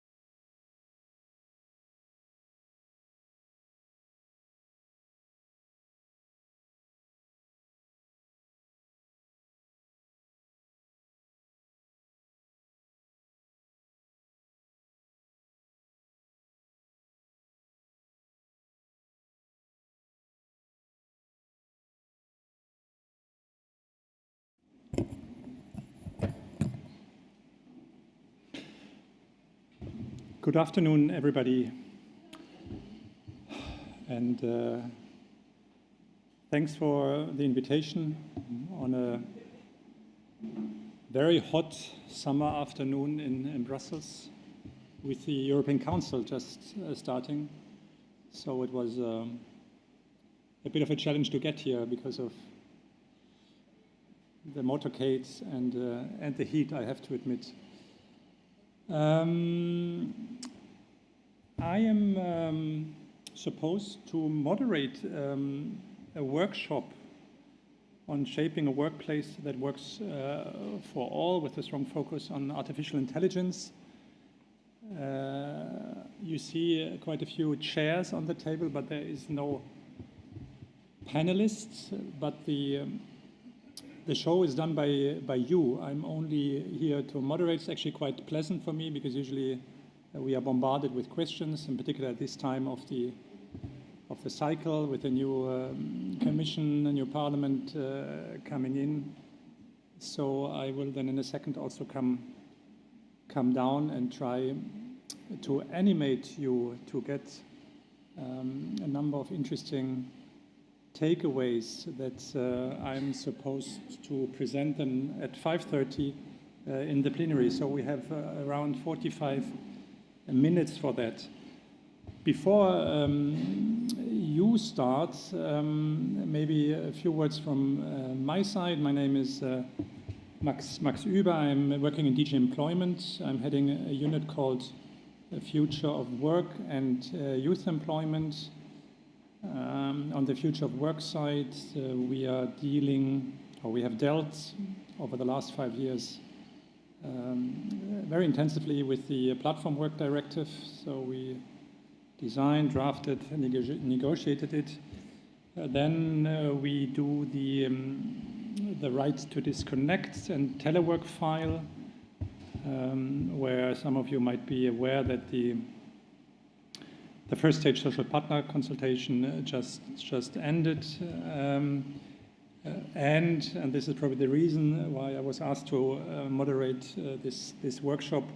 We are also looking into artificial intelligence and algorithmic management. And algorithmic management, artificial intelligence is clearly part of a broad transformation of the labor markets and quite some disruptions. There are many opportunities for both for workers and for companies. New jobs are created, productivity increases. There's a lot of innovation. The workers benefit from the automation of routine tasks. But we also always add there are, as always, also challenges and risks that we look at if you think of the possibilities of surveillance, sometimes excessive surveillance of workers, of bias, of discrimination, of work pressure on people working under these conditions. So the whole OSH, so occupational safety and health aspects. There is, of course, a risk of job displacement. There is a need to or upskill people to be able to benefit and so on. So great opportunities, but also challenges, both on the quantitative but also the qualitative side. And we are coming now more to the overall topic of these CESI summer days. There is also a gender dimension. A recent study by the ILO has shown that AI transitions disproportionately affect women in terms of job displacement because of their prevalence in jobs in the administrative and clerical work that are more subject to disruptions. AI has always been seen as an opportunity to address inequalities faced by certain groups, young people, ethnic minorities, but also women, for example, by ensuring that hiring and management decisions are based solely on competences and nothing else. So again, a great opportunity because AI can make recruitment and people management more objective. However, there's, as I said in the beginning, always the other side of the coin, and there is the risk that they sometimes rather, instead of eliminating the bias in organizations, AI can also reinforce bias. And some of you may be aware of the famous Amazon case where Amazon used a certain AI recruitment software to recruit software developers, I think in the United States, and it appeared that this system simply discriminated against women because historically the programmers were predominantly male. We also see an underrepresentation of women in AI development, which kind of reinforces some of the issues. Research suggests that women account for only 26%, so around a quarter of data and AI positions in the workforce. And this imbalance, as you can imagine, translates into technologies, AI technologies, that do not take into account diverse perspectives that are so much needed. So it seems that turning the risks and challenges into opportunities or better opportunities for women requires a multifaceted approach. And this I would like to discuss with you in the next 40 minutes.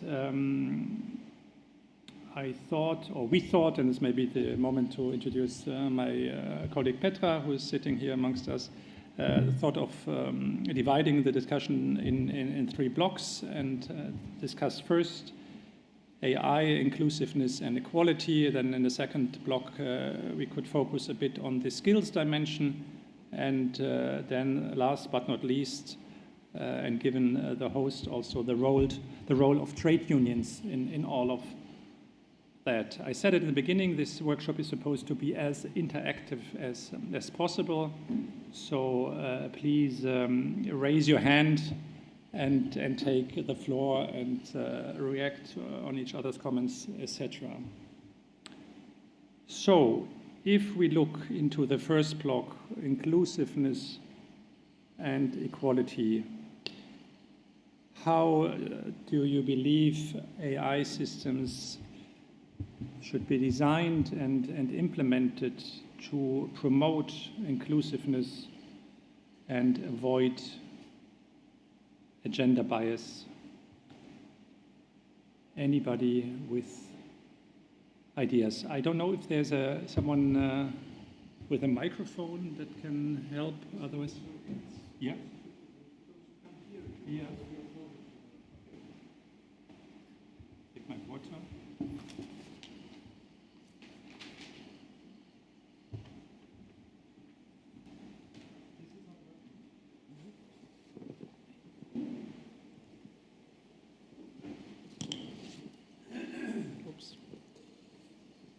Okay, now it's working. Henning, I think the only person in the room I know with the first.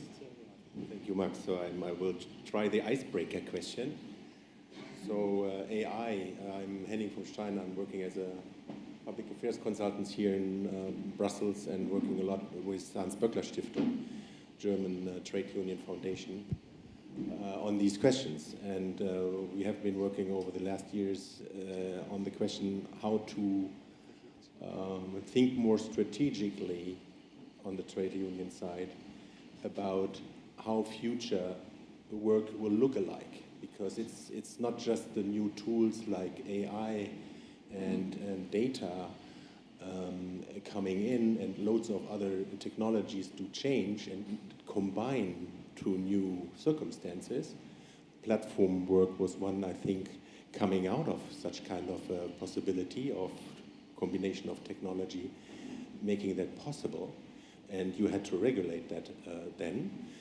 So it's quite a changing environment for companies to organize work in a, let's say, a new kind of a business model they have to shape. So I think there's a lot of need for orientation, better orientation towards what the company should do or can do in the future.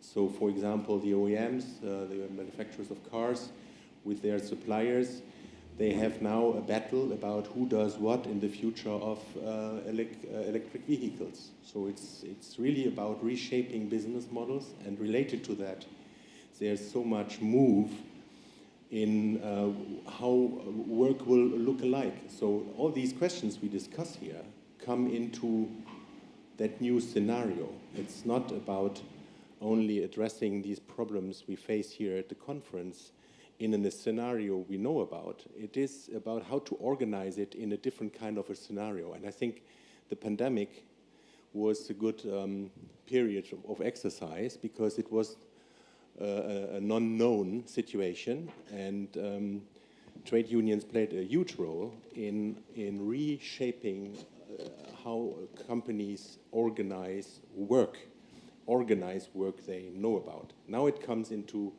new technologies and new business models. And again, I think there is that strategic aspect of the question, how to shape the future of work with all the questions, gender, platform work, with all equality, with all these questions we know about already and we discussed since quite a while, and we have the figures and we have the analysis, but we have to bring that into a new scenario, and that is more a question than an answer. But I think trade unions have to come into that scene with recommendations of what their companies and what their industries have to transform to. This voice needs to be brought on at the table, I think also. Thank you, Max.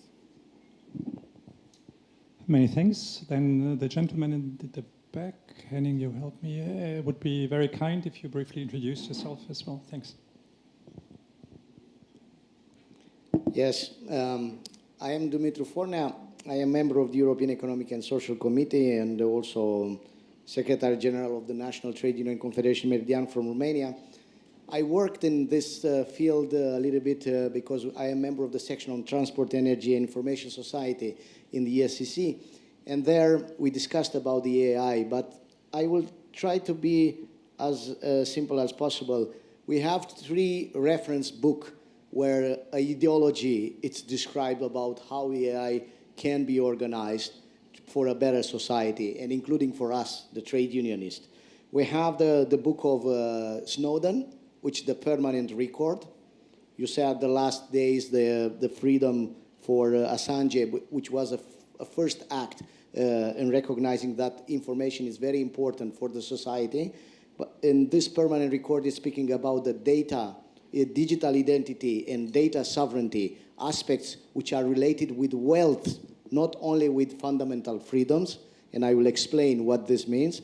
We have a second book of AI superpowers of Kai-Fu Lee, which is it's a Chinese author, a very interesting book about the developments in China of AI and where is the problem with the AI, because we have our own values in Europe, GDPR and so on, where in China it's nothing.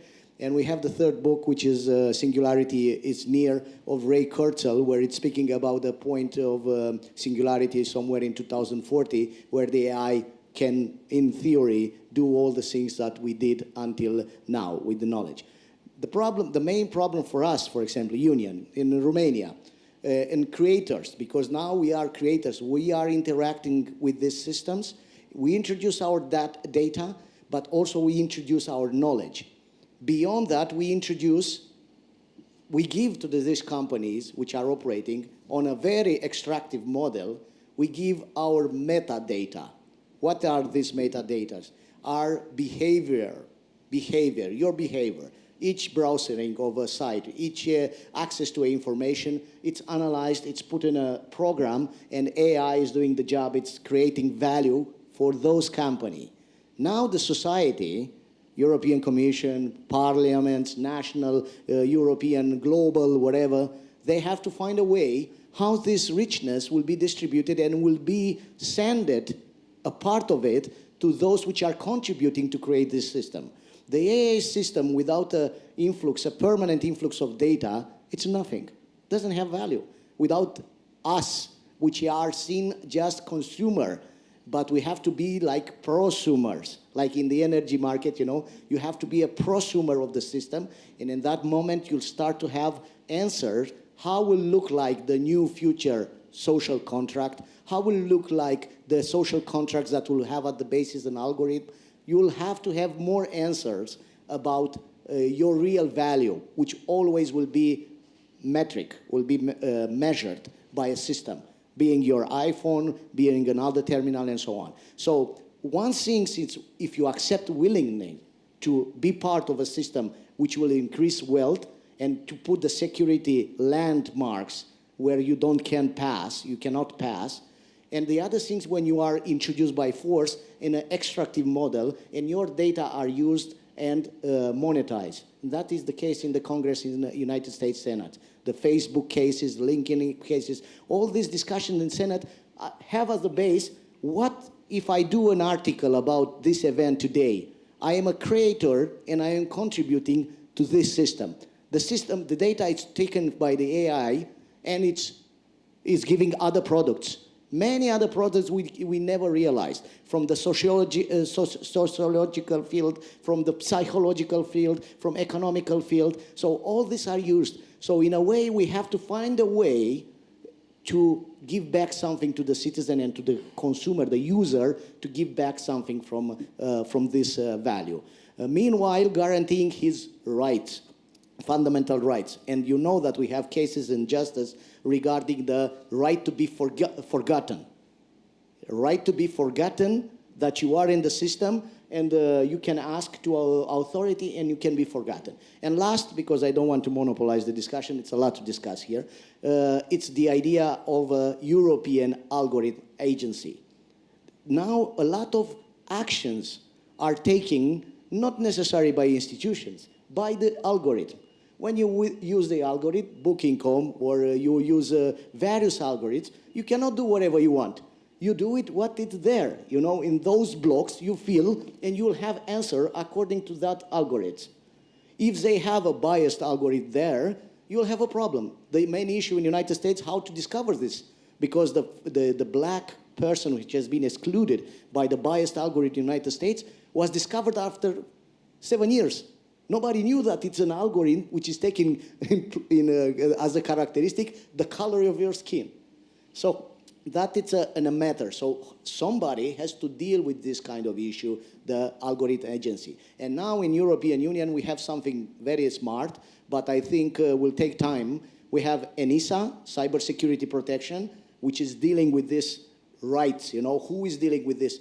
Beyond the enunciation from social field, we come as a trade union, NGOs and so on, it is the technological aspect to be capable of identifying where is the bias, where is the problem. So for this, we will need technicians to work in close cooperation with the social science and other things. So this, we have European Cybersecurity Competence Center, which is in Bucharest.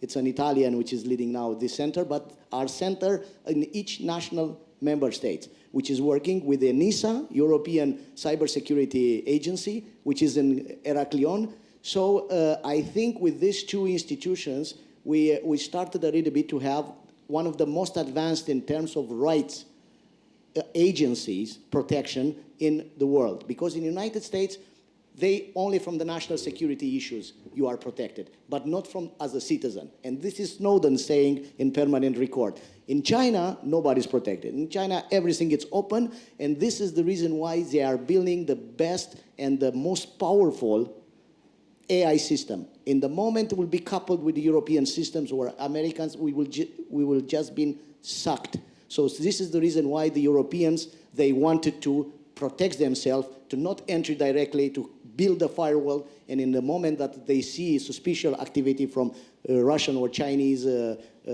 hackers and so on, or AI systems, immediately to be able to shut down those sectors. So it's very technical, but I think we, the unions, we have to start to learn these kind of things, because they are also a source of wealth. I don't say of power, but it's a source of wealth, because we can distribute the wealth better. Thank you very much. Too much.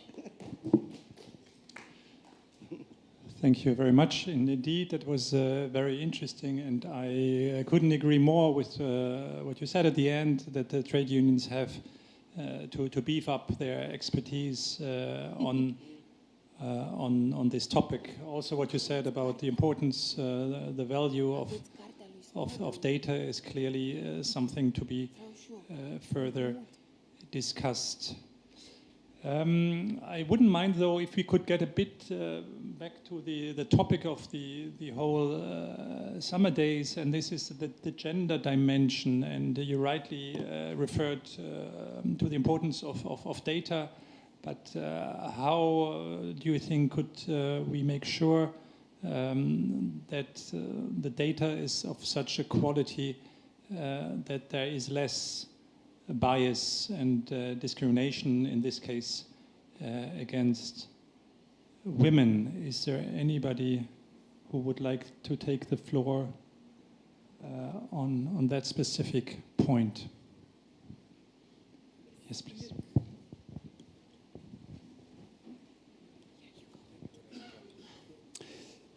Hello, I'm Luc Villet, I'm a French teacher. In fact, my contribution to the debate will be a question, but it's a question I ask myself all the time.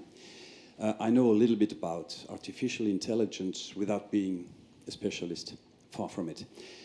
But how is it possible in 2024 that algorithms are gendered? How is it just possible?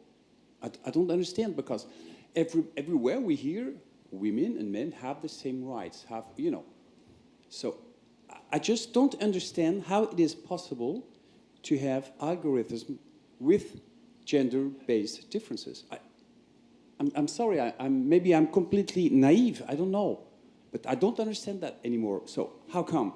The second question is, because an algorithm as it is now, before deep learning, oh, thank you, works as it has been programmed. So if there are gendered differences, I think they are programmed differences. It cannot be involuntarily. It's what I think. I repeat, I'm not a specialist. So how come? And the next question is, and I think it's because artificial intelligence will be able probably to solve the question, is it realistic? Is it good, as far as recruitments are concerned, to have algorithms functioning only on competence, only competence-based? It's a question. I don't have the answer. It's a really open question. Is it realistic? Is it reasonable? I don't know, but I think that's one of the fundamental questions. Okay, because machines are machines. Okay, how did he say, the commissioner? Shit in, shit out. No, I didn't know this expression, but I love it because, machine gives you back what you put in. So that's kind of the question. But I also know, and this will be my last sentence, that with deep learning, that means computer, they learn by themselves, not anymore by human contribution. This is another big challenge. Very interesting questions and remarks. Do you want to respond directly? I don't have so my name is Tomasz Kogut from CESI, and I would like to come back also to this. Also, I'm not an expert, but just a lot of questions. But before this, I wanted to also to say to Dimitru that tomorrow we will have the head of communication of the newly open office of artificial intelligence in DG Connect.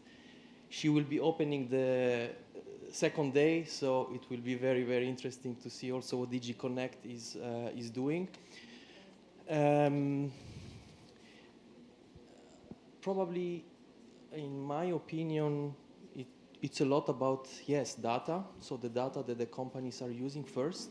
Second, how they are designing or using the algorithm at the parameters of the the outputs that they want to have.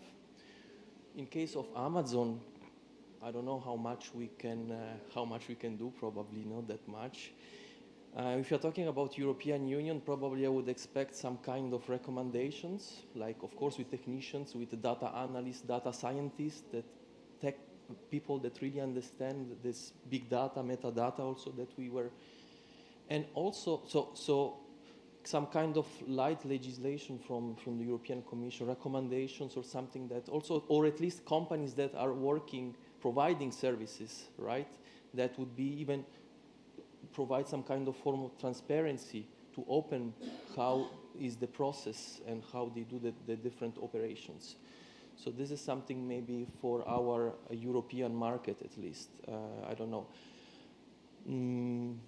Yeah, then of course, multinational companies, I can imagine it's very far from, very difficult, very, very difficult. But data, algorithms, and also how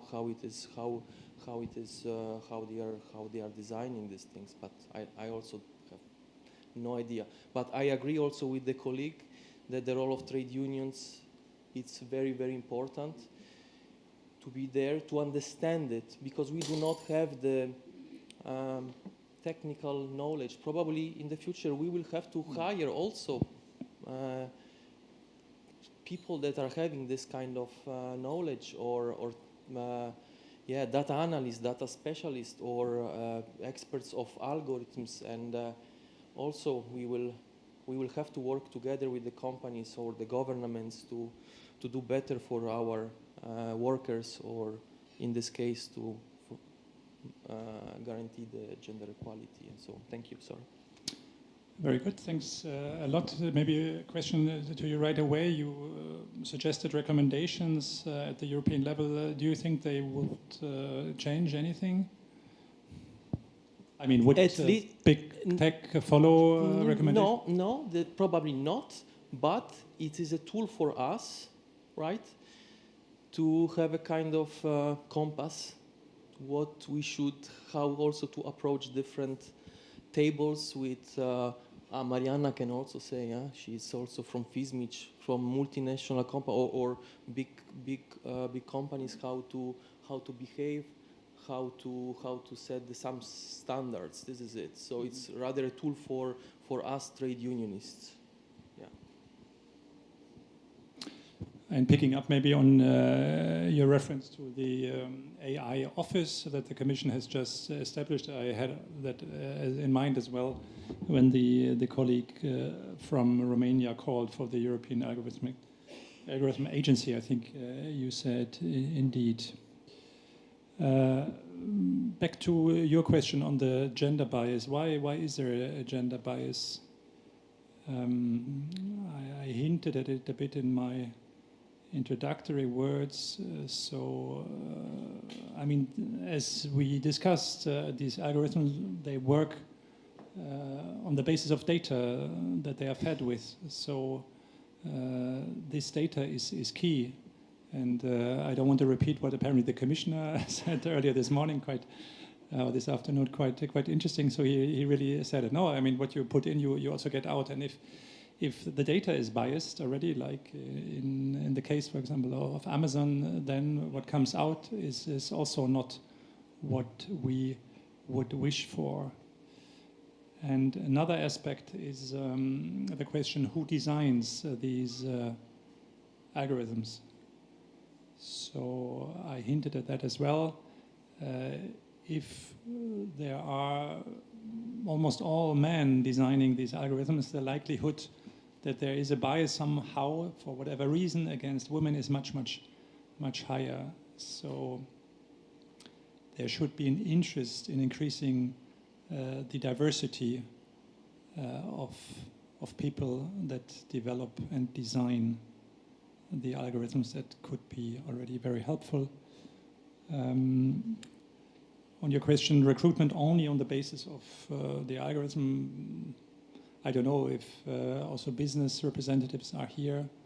Interesting question from what I know, but I also know far too little on that. No, big companies use algorithms also to do a first kind of filtering of dozens or hundreds of applications. Many rely in the very last step also on human beings that are then looped in to take final decisions, because that's clear, and that is maybe also a link to another block I wanted to discuss with you is the issue of skills. No, what kind of skills are needed? And here it is pretty clear or agreeable that there are skills that the algorithms cannot have or fulfill, or not yet maybe, but that are irreplaceable human skills. And amongst them are, for example, creativity, working in teams, reasoning, etc. So I thought about that when you asked, can decisions be only taken by the system, important decisions like recruitment. But on skills, and coming back also to the gender dimension, any ideas how we could make sure that also, or in particular women, young women, develop the skills that are relevant to develop and design AI, but also to apply it. That's also not a given, of course. It takes different skills to apply an AI system. Yes, I see you. I don't know where the other microphone is.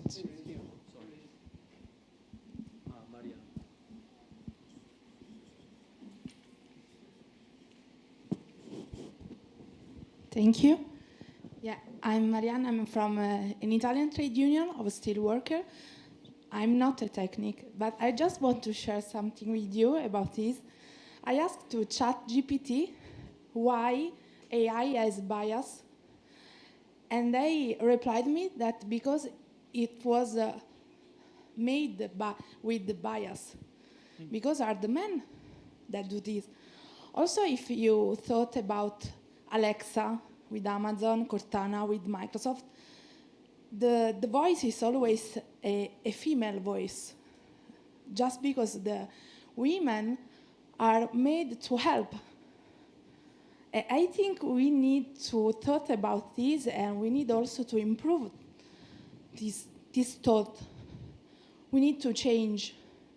Also because I read a lot about the gender gap especially in the AI. I don't remember really well, but I think it's just the 16% that in Europe of women are at the top level in the AI. I think it's not enough. And in our trade union, also because our European Commissioner Smith said that with the industries there are just men, I think it's important also to share that are women that are at the top level, but it's not very easy for us to are on the top. I understand that sometimes, why? Because everything is made for men, by the men, especially in some sector like steel worker. And I think maybe with the AI and gender equality, we need to improve the exchange, and also we need there to improve the gender gap at the school level. we need to start in the school level. Thank you.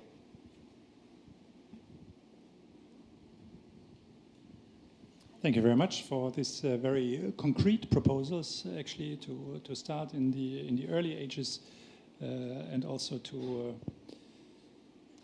showcase women that are very successful in the area of artificial intelligence, and how to motivate others to follow. Anybody else? Yes, sir.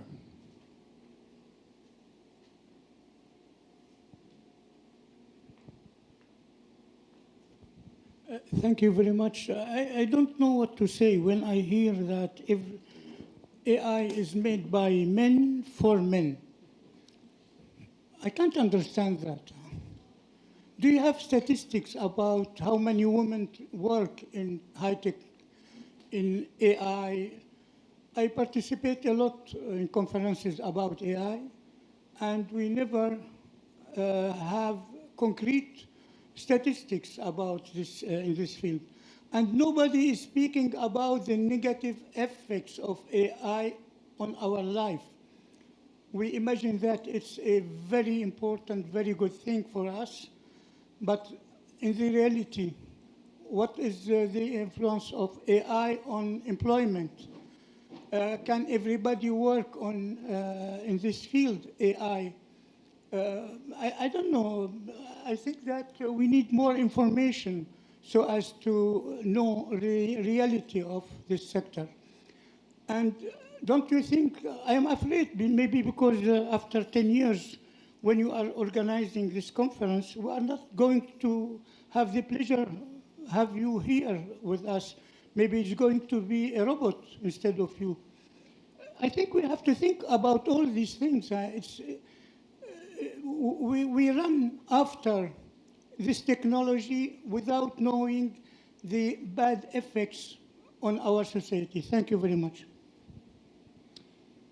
Yes, you are right. There are negative effects. I think I mentioned a few, but mainly related to the workplace. I referred, for example, to surveillance through algorithms of people working. I think I referred to the bias now that we discussed right now.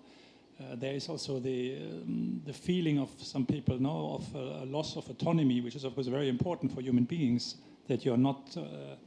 Once we spoke to some shop assistants that would decorate also the shop windows, and they were very proud of having some autonomy, how to do that. But apparently nowadays it comes all basically via the system, and you have to put this top and this trousers and whatever, and this feeling of you are just moved around by the system is of course very bad. There is the work pressure. I think I also mentioned it in the beginning. That people feel very much under pressure because we also visited an Amazon fulfillment center, how they are called by Amazon, a warehouse basically. I mean, every step, every move is kind of recorded and analyzed in terms of your efficiency. That has a massive impact on the well-being, obviously, of people. So just to underline that we see we reflect on how to address all the risks these systems bring. On your question about how many women are in relevant jobs, I said also earlier it's around a quarter of the women, so 26% according to a recent study by the International Labour Organization. In general, when it comes to data, it's indeed a bit tricky for various reasons to have solid data, which is of course something we always look for. We now in the European Commission that are charged with developing also policy ideas and possibly legislation. So we of course always strive at being as evidence-based as possible. And we are we're doing our best. We have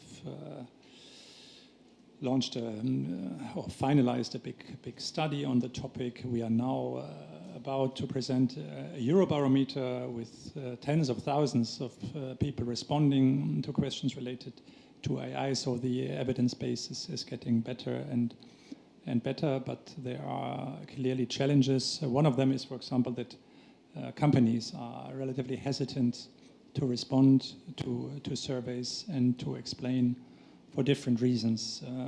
I mean, it starts with really a good understanding of a common definition, what it actually means, algorithmic management. Sometimes it's business secrets. It might be that there's too many surveys going on. So I can confirm, on the one hand, there is quite a bit of data, also by international organizations, not only us, but OECD, ILO, I mentioned, the World Economic Forum, etc. But we are still in the early phases. Things are developing quickly, which is also a challenge when you think about data, so that can clearly be improved.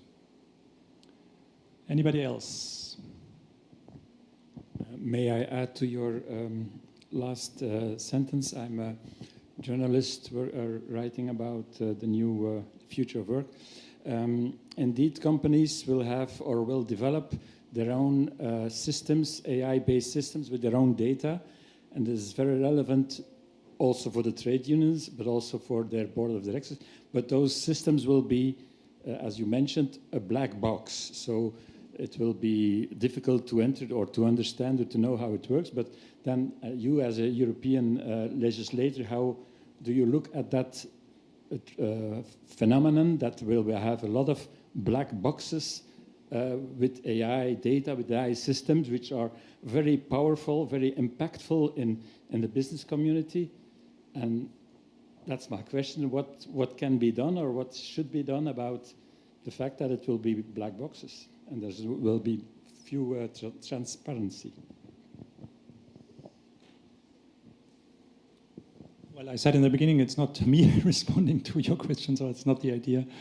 But maybe still, I think you gave at least a possible response in your last sentence. I mean, against black boxes, transparency, of course, helps. And here I can refer to the recently agreed Platform Work Directive, which has a whole chapter on algorithmic management, first in the world,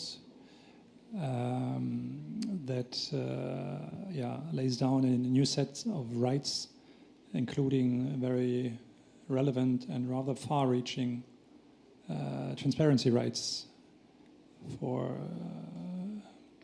people working on platforms that are concerned. But again, we come back to what we discussed earlier. The best transparency rights, the most far-reaching ones, do not help at all.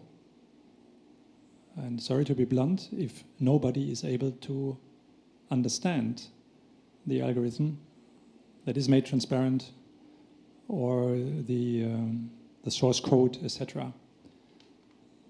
The directive on platforms also lays down specific rights for trade unions in this context. So we come back to the point and the call on trade unions to build up expertise, and someone mentioned technical knowledge, to understand and then to help the affected workers if needed.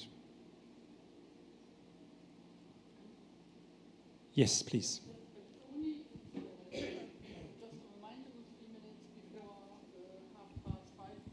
We should stop it then because the others will come. But I in fact have one point which just popped up in my mind listening to the two of you. Is Wikipedia is for me somehow always a good example. When we want to know something, what do? We go to Wikipedia. It's in Wikipedia. Wikipedia is the truth for us. In principle, we know that everybody can input information into Wikipedia. It's we all create it. There is no guarantee that what is in Wikipedia is correct. but we use it and it becomes the truth. And that is where I see the biggest risk for AI. And we spoke about cultures and ethics and the values that we have in Europe. Let's not forget that leading on AI at the moment are the states, unless I'm mistaken, and you may know better, and China, in values and ethics, etc., where maybe India with good IT people. So I sometimes wonder what will happen to our values, to what we have achieved, to how we see the world. When we really, and when I start using AI, I say that ChatGPT is the only thing that I know, but I can tell you there's so much more out there. And we have incidences. What is the Ukrainian boxer called? Klitschko. When Klitschko, one of the Klitschko brothers, is a mayor of, or was a mayor of Kiev, and the German mayor of Berlin got had a online meeting with Klitschko, and only realized afterwards that that was a fake. And the same happened to a minister in Spain. They had a talk, I think it even lasted about an hour, and only afterwards it became clear that there were two brothers, whether they are Ukrainian or Russian, I have no clue, but who set this up and who made a fake Klitschko, phone different politicians and have online talks of about an hour. So, again. Okay, but we are discussing here AI at the workplace. I appreciate now this is, of course, an issue. The European Union Commission has been rather active on fighting this. You are right that the US and the Chinese are clearly leading. But I think it's fair to say that with the recently adopted AI Acts, the European Union has shown that fundamental rights count, that for certain ways of using AI are simply forbidden, high-risk applications are under certain rules, etc. So this remains, I think, the vision of at least the Commission, and we will have to see where all this leads us. Of course, there is a big competition. One advantage, of course, of the Chinese is that they simply have a huge data pool they have access to, with very different data protection rules compared and privacy rules compared to the European Union. But I think it's time now, no, to close. I don't know if people come in here automatically or. Two. Okay. Then, unless there is any burning question, once again, Henning.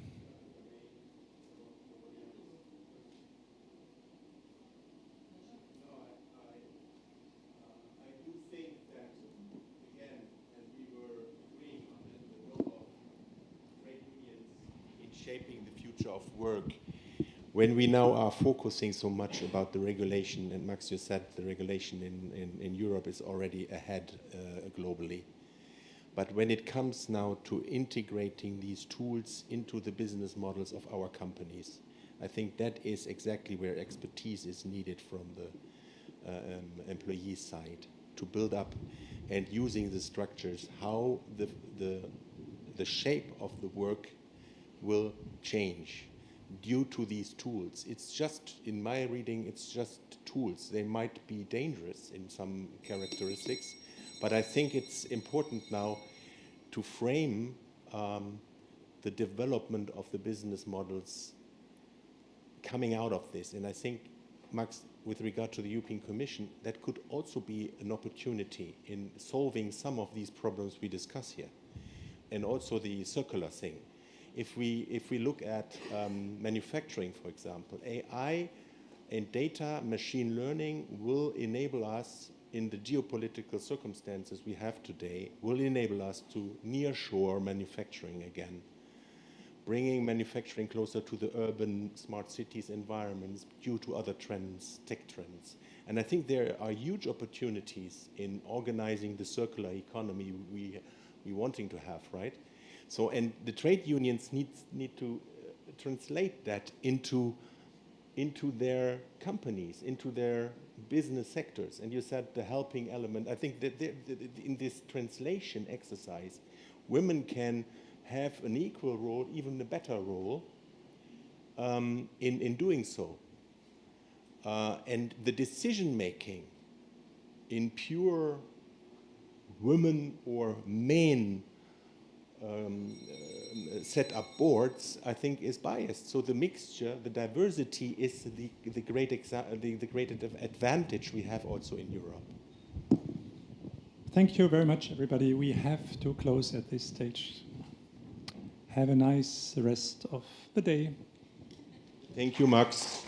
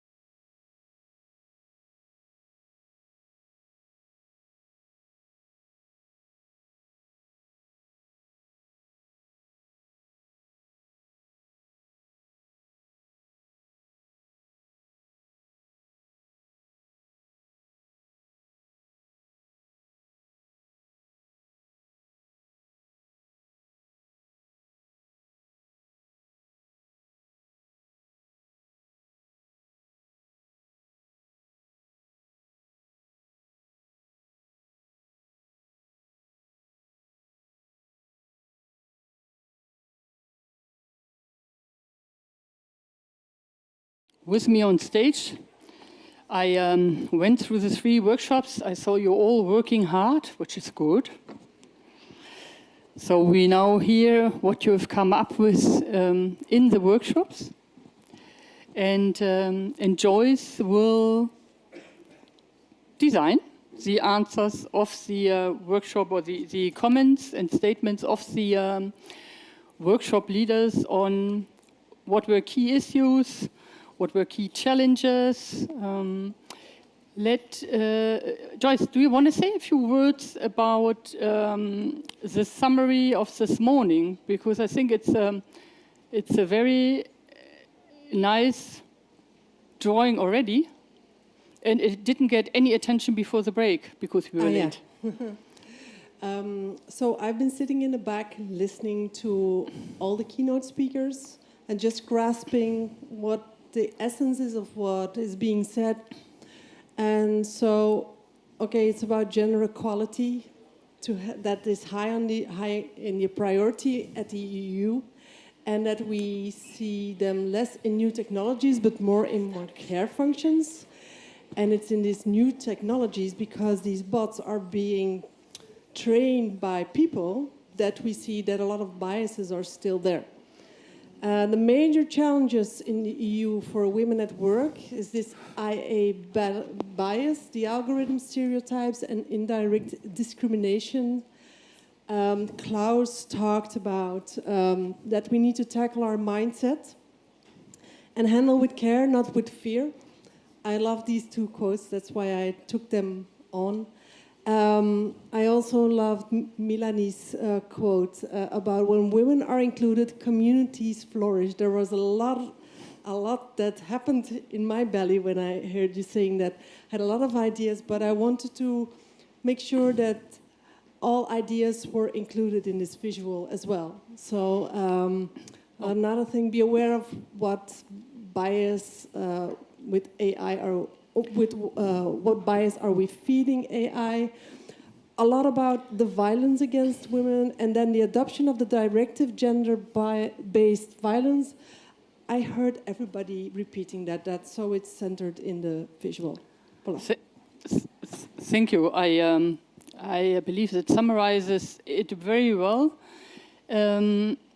And you have taken into account some of the quotes, Joyce, that you found outside. So thanks also to all of you, because we saw you commented, had some ideas there, highly appreciated. We are moving to the report back from the workshop leaders. And I want to change again the order a little bit, because let's start with the women perspective. So I'd like Laura to start and to let us know, from a women's perspective, gender equality policies, what came up? What were the key issues? Yes, thank you. We talked a lot about the successes of the last 5 years in legislation at EU level. So there we also talked a lot about the directive on combating violence against women, but also the pay transparency directive, which should have a good level of pay for men and women equally, and the Women on Borders Directive. So these are the 3 really big successes of women's rights movement and of legislation in the last 5 years. But then we also talked about the challenges that we are still facing, and in the audience there was a lot coming up about childcare issues and parental leave, and these issues that are not really don't really have a foundation at the EU law.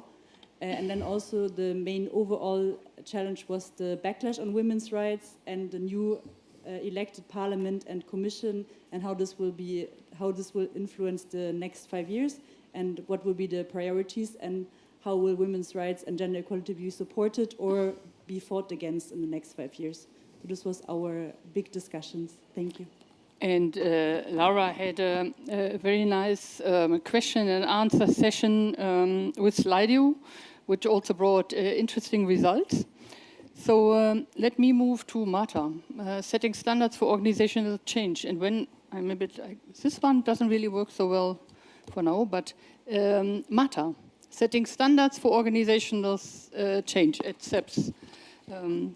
Well, thank you very much. So what we did in our workshop, it was a privilege walk exercise. So it means that everybody was randomly assigned a persona, and they were asked to do a step forward and a step back according to some questions. So, for example, we asked some question like, take a step back, take a step forward if you have never been interrupted or spoken over in a meeting. And so we discovered then after in our discussion that, of course, some people felt already uncomfortable since the beginning for the persona that was assigned, because they knew that they were going to have like a step forward, so that they were going to be discriminated. So this was like the first part of the workshop, and then we had like several discussion about different topics. So, for example, we discussed about the importance of confidence and self-confidence in the workplaces, the importance of empowering younger generations since they are very young, so without doing any differences between the fact of being men, women. Then we also discussed about regulation in Europe, for example, on the AI Act. In order also to foster gender equality, we should go beyond these act. And then we finally discussed a bit about how trade union can help also to improve gender equality, and the participants stressed the importance of implementing publicity and marketing when we have these kind of events like these ones, and to have like a more concrete collaboration between government bodies and other partners. Thank you very much. And we will take questions about all of this at the end of the 3 report backs. Max, we're going to move to a slightly broader picture, which is the pan-European perspective in shaping a workplace that works for all. That was the topic of your workshop? Exactly, it was, but with a focus on artificial intelligence in the world of work. And we first discussed, or throughout the session actually, again and again, about the different opportunities, but also risks and challenges that AI at the workplace mean. We spoke quite a bit about the relevance of data, also the value, the economic value of data, also with respect to distribution of wealth. Data sovereignty was referred to, and to give something back to the people that generate the data. Then we looked in particular in how to ensure inclusiveness and equality in AI and the world of work. We discussed here the importance of diversity of the people developing AI tools. So there are very few women, around a quarter or not even, that do that, and that has, of course, an impact on the system that are developed. Also, the kind of data the systems are trained on is very important and needs to be non-biased. Otherwise, you perpetuate the fault of the system. How to get more women into AI? We spoke about starting very early, already in childhood and in schools. It would be important to have awareness of the relevant skills in the future to, on the one side, develop AI, but also to apply, to develop skills that are irreplaceable by the system. So human skills like creativity, teamwork, critical thinking, reasoning, etc.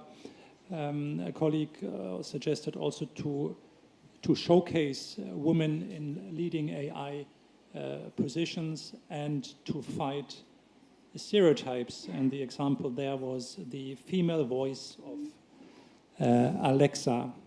And the last block that we discussed was the role of trade unions in all of that. Colleagues came in strongly with a call on trade unions to take an active role in shaping and reorganizing the ways we work, the future of work, to be active when it comes to the integration of these tools in companies.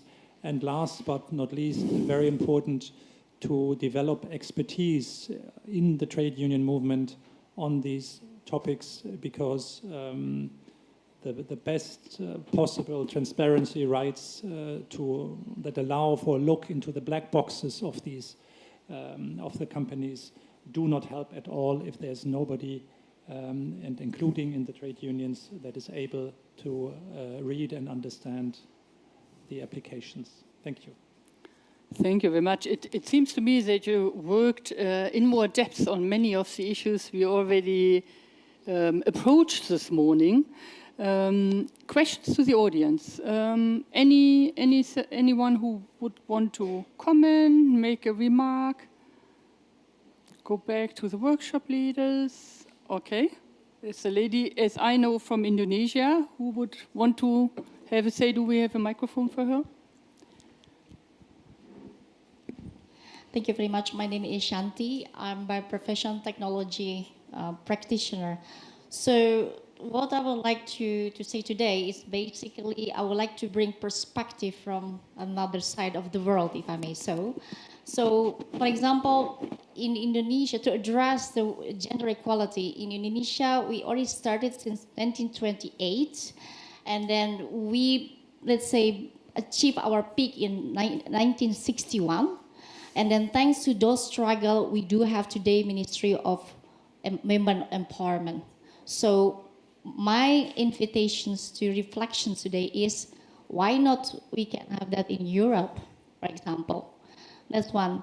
And then second, I would like to go more to the legislation side, for which this morning there was, topic about AI Act. The issue here is, when it comes to the business practitioner, I do think, or we do think, we have too many legislations at the same time. It's just that this morning, I haven't finished digesting AI Act. I just heard there is Interoperability Act. So good luck. So my personal recommendations, or our personal recommendations would be, why don't we take pause to evaluate if there is no, overlap at all, because eventually if we can have produce or encourage more innovations, we all gain. So let's make Europe great again. Thank you very much. That's all from my side. Thank you very much. So an appeal from Indonesia to make Europe great again, and a slight move into better regulation, but interesting to hear that you have a ministry for women empowerment. So if there are no further comments and remarks, I would say a big thanks to the workshop leaders.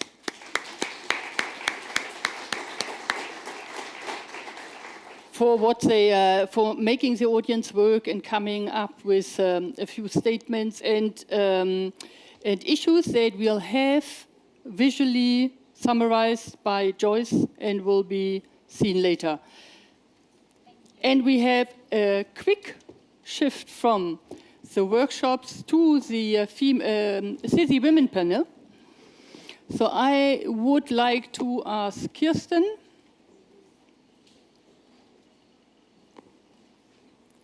Kerstin, are you in the room? Ah, okay. Maria. And Sarah. Ah, there's Sarah. Miranda? Sorry.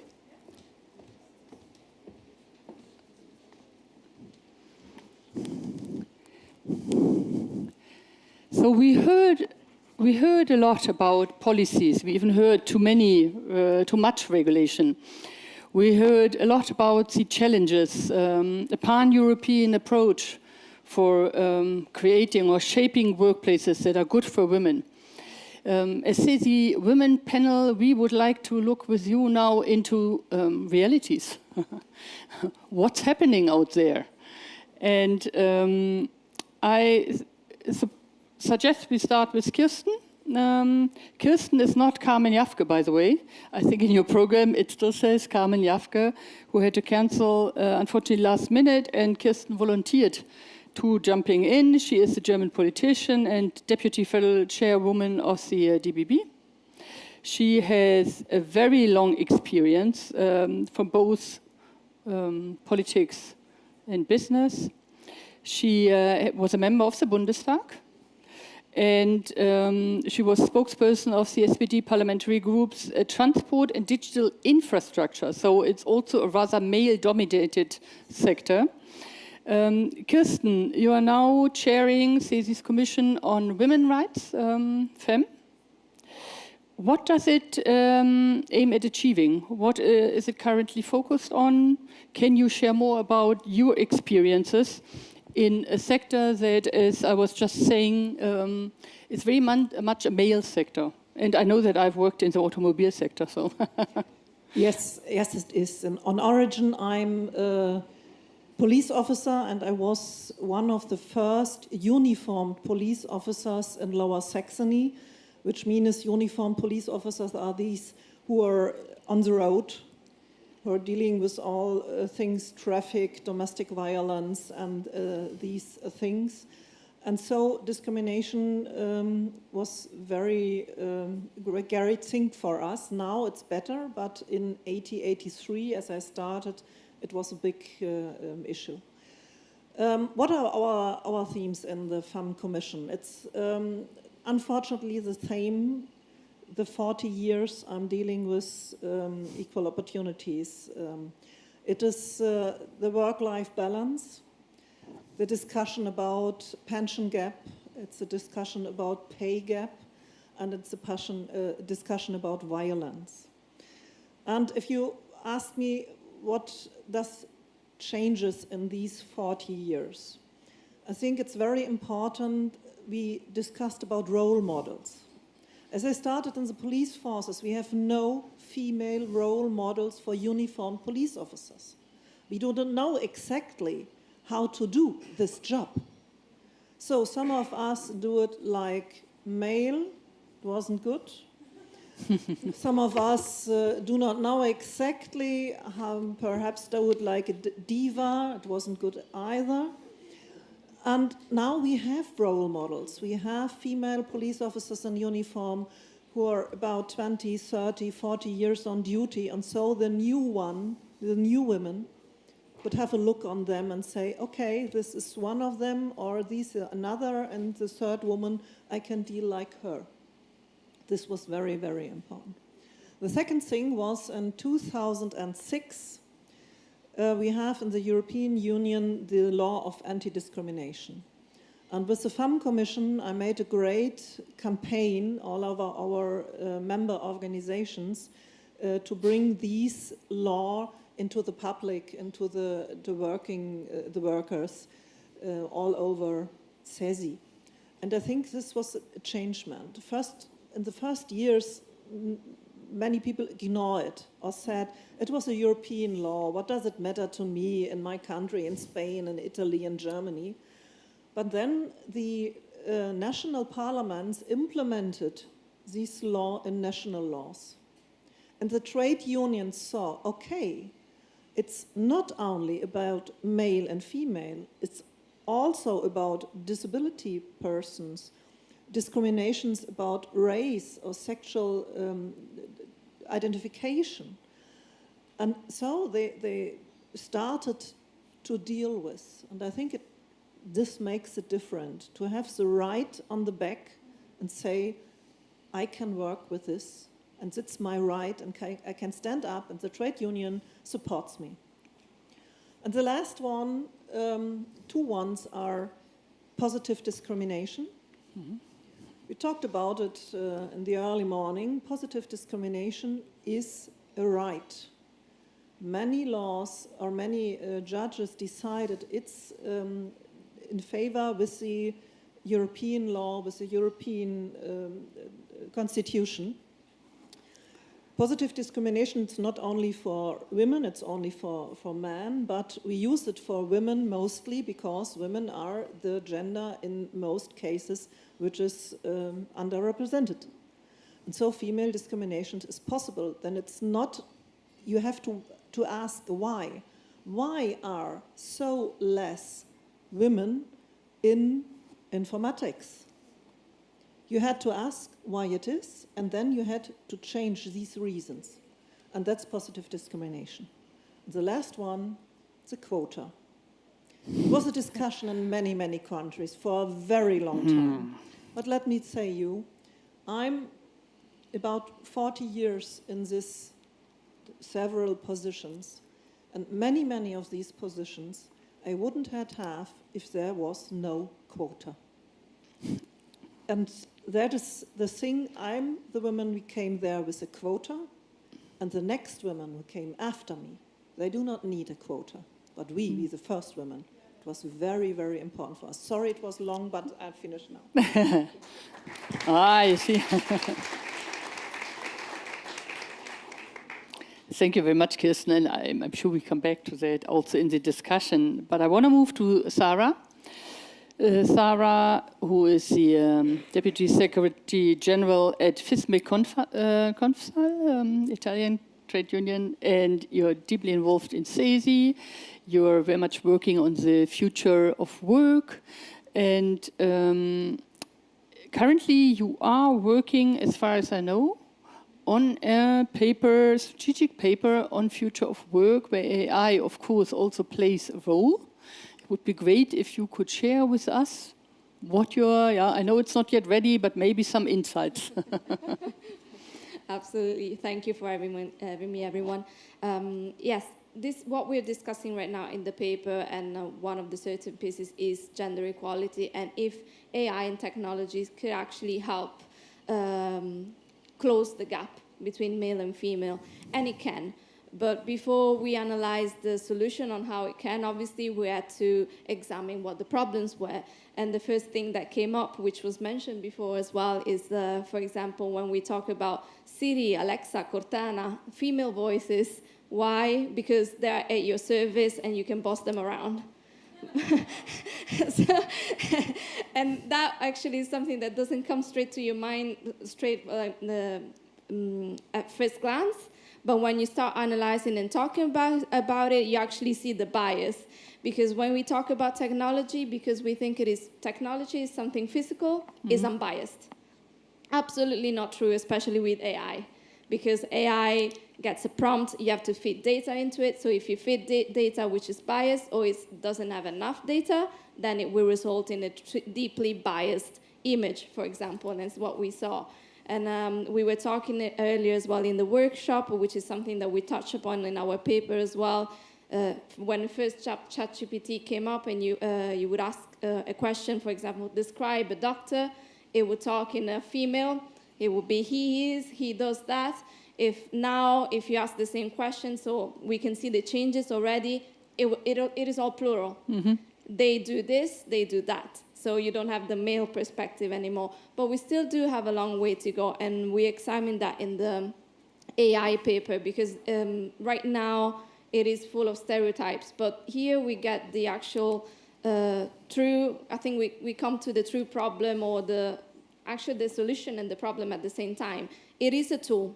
So the person and the human is always behind it and at the center of it. If we analyze and we actually come to the awareness that it is a tool that we use and that we can manipulate, then we can actually come up with a solution as well. Mm-hmm. Because we could feed different data and also in technology, the advancement of technology can actually close the gap. And this is one last example that I'm going to make, and then I'm going to close.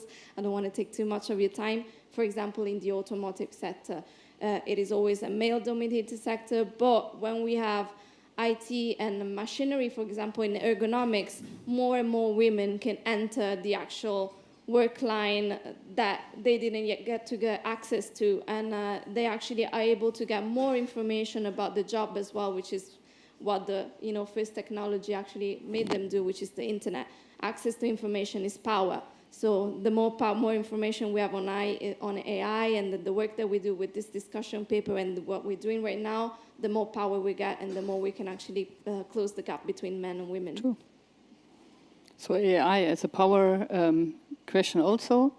Miranda, you're Finnish. So you come from one of the countries that we look up to when it comes to gender equality.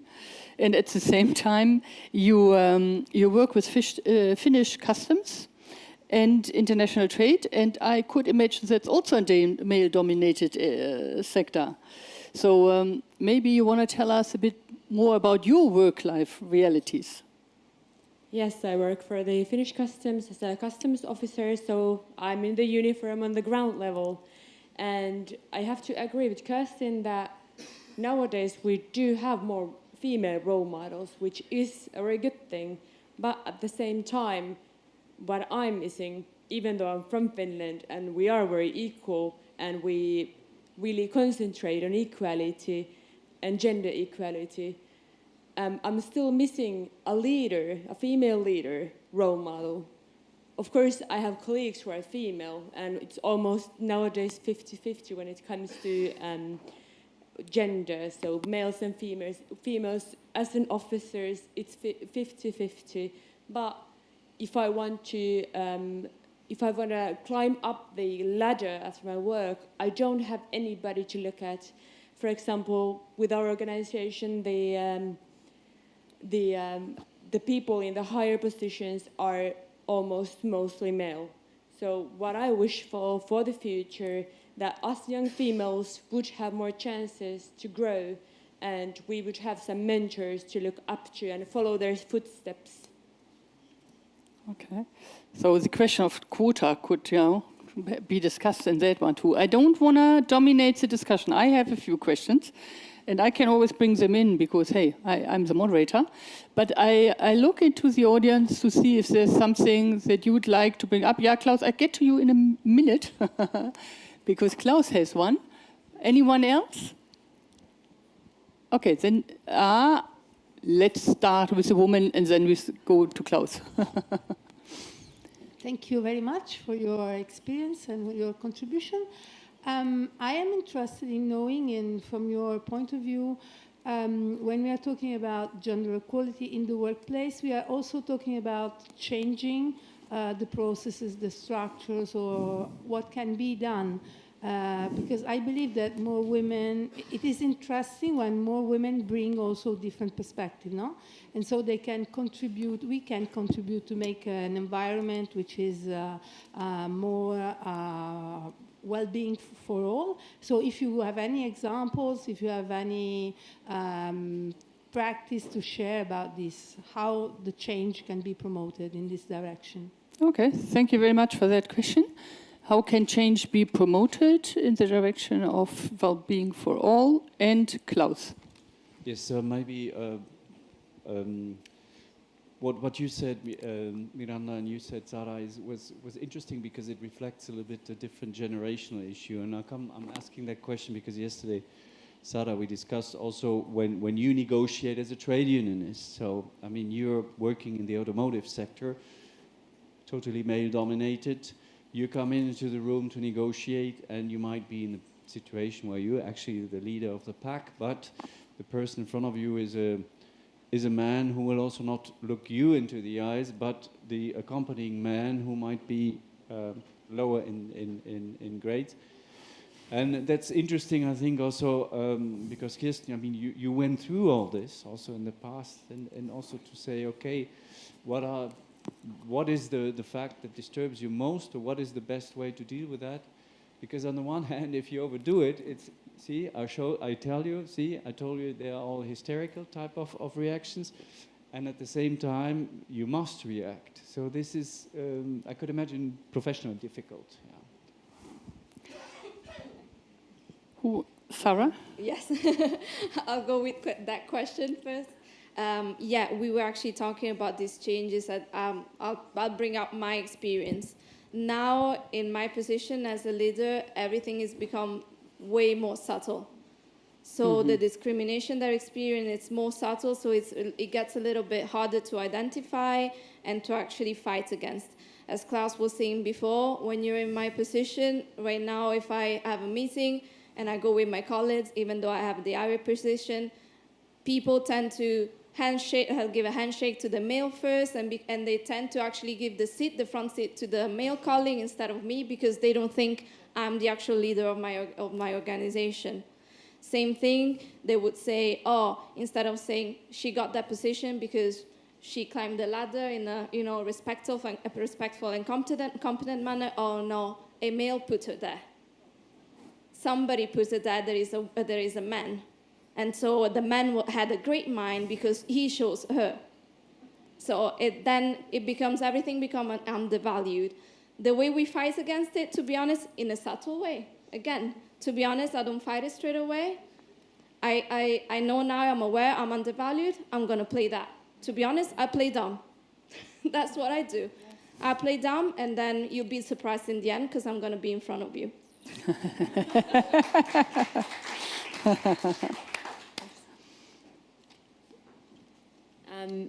When it comes to climbing up higher positions, I feel like as women, we lack of confidence.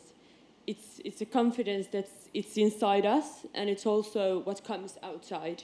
And those two things are equally important.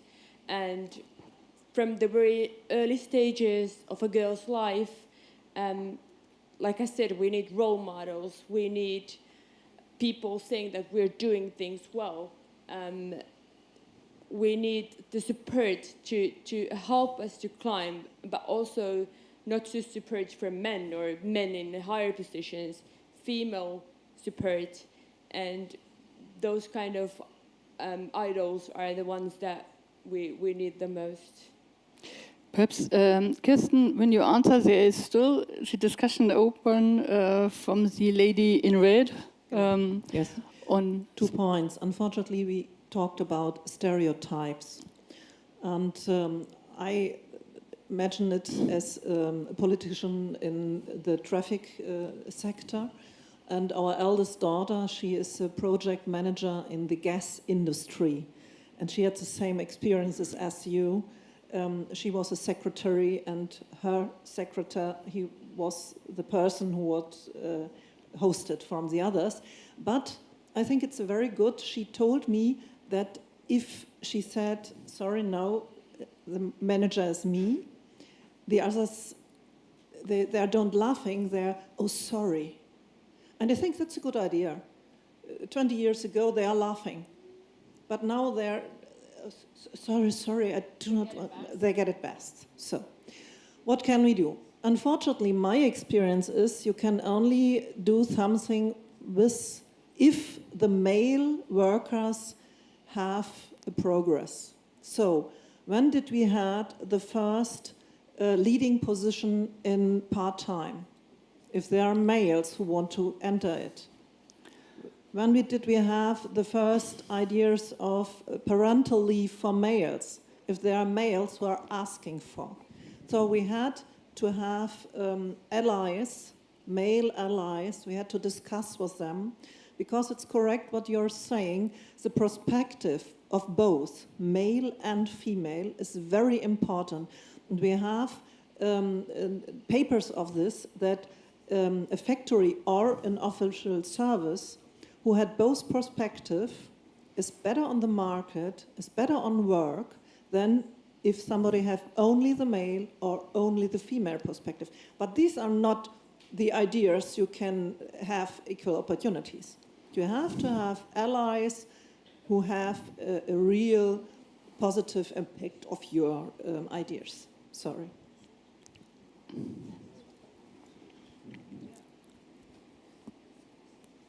Henning, over there in the... Oh, okay, Christina and then Henning. Thank you very much for this really interesting discussion. So my name is Christine Heger, and I'm managing partner for an executive search company. So we are dedicated to diversity, and we try every time when we have relevant positions to introduce women and men to have really a kind of gender balance. But we realize that sometimes it's really, really tricky. So it's not solely about finding women, but it's also sometimes about what you said, about the confidence. Can I take on this role? Am I ready for that? And then, of course, there you have the childcare issues, which could be also a topic. So, of course, I know that there are coaching programs and quotas which are really relevant. I think quotas are excellent, as you said, Kerstin. So for the first women to take on that role, and later on for the other ones, it's easier. But do you have any ideas what else could be done? Or, yeah, so networks could be relevant, or, yeah, coaching programs, yeah. That's my question. We take another question from Henning. Yes, Henning from Stein here in Brussels since 30 years. I must say, with regard to parental leave, I learned a lot in Belgium. I'm German by origin, and I think I wouldn't have done it in the same way as I was able to do it here in Belgium because of culture.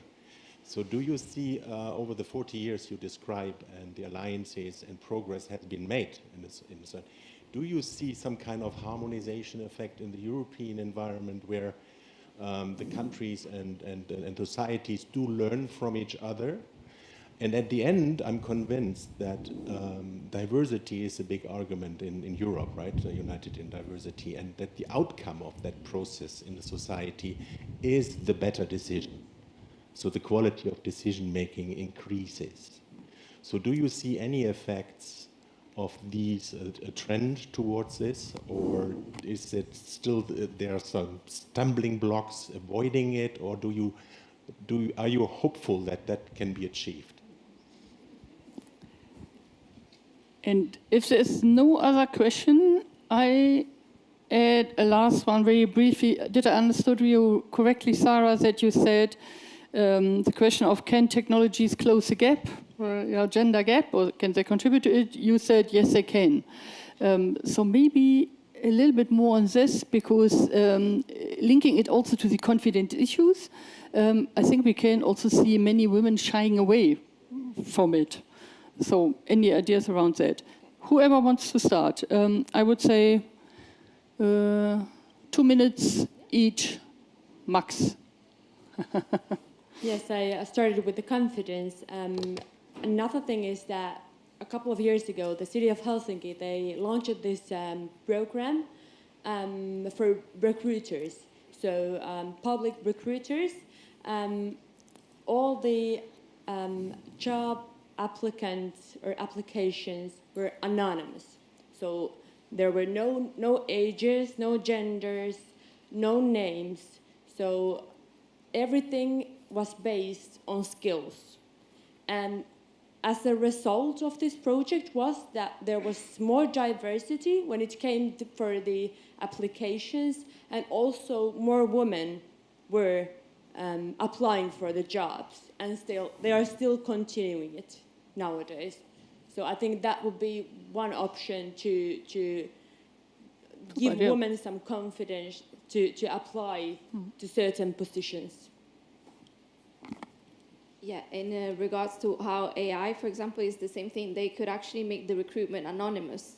So the algorithms could be set in a way that takes out all of the elements of discrimination. So that could really help out. And that's one way of that we can... it is a great way that it could be used as a tool that could use. And then again, a massive amount of access that you get to information through AI, and how easy it makes it to understand and also share the ideas with other people, gives you a power of information. So in a way, other things that we could do apart from networking, to be honest, do not underestimate the power or training. Even within our own organization, we decided to take on training explaining all of this that we're doing right now, the actual bias. So talking about it really does a lot. So stress out the issue, point it out. We have a lot of our members that actually took on the CESI information papers on gender equality, and also the training that we did within our own organization, and they realized, oh, now I understand why my daughter comes back home and she says, I'm exhausted. You do not understand the pressure that I've been having all day because of all of my male colleagues that disregarded what I was saying, not because what I was saying wasn't good, but just because it came out of me and not of my male colleagues. Now I understand why my daughter says, I've had a really hard day and I didn't understand what the issue was. You know, if somebody didn't shake her hand, I didn't realize that she felt the pressure of that handshake wasn't given to me because I was a woman. Okay. I had 2 questions. First of all, what may we do? I thought the problem was not only to have women for higher positions, but to hold them there. And I have dealing with many female females who do not want to stay there any longer. Why? Because we have a male, white, heterosexual culture in these environments. And we try, in this culture, to implement small rooms for females, for people of color, for other sexual explanations, and that doesn't work. Diversity is something else. We had to change the culture. But changing a culture is very, very hard. But we do not have diversity if we have only one culture of one personality and every other personality had to go under it. Then the person do not want to stay there. Neither me.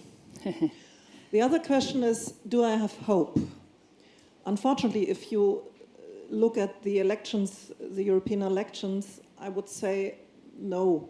If you asked me 5 years ago, I would say yes, because, for example, at CESI, at FAM committee, we are discussing different cultures, different ideas, and it's not only the German perspective, who is the perspective which is very in the future. You said that Finland for us was a model, and so we are discussing, we are learning from each other. But having an idea as trade union doesn't mean that the culture in these countries changes. And in my opinion, at the moment, we have a backlash. And so the ideas of trade unions had to be as well focusing on diversity and telling all the people that diversity isn't something for a small corner. Yeah, you have, if you have enough money, you can make diversity. It's totally different. Yeah, if we have enough money, if the community have the land, the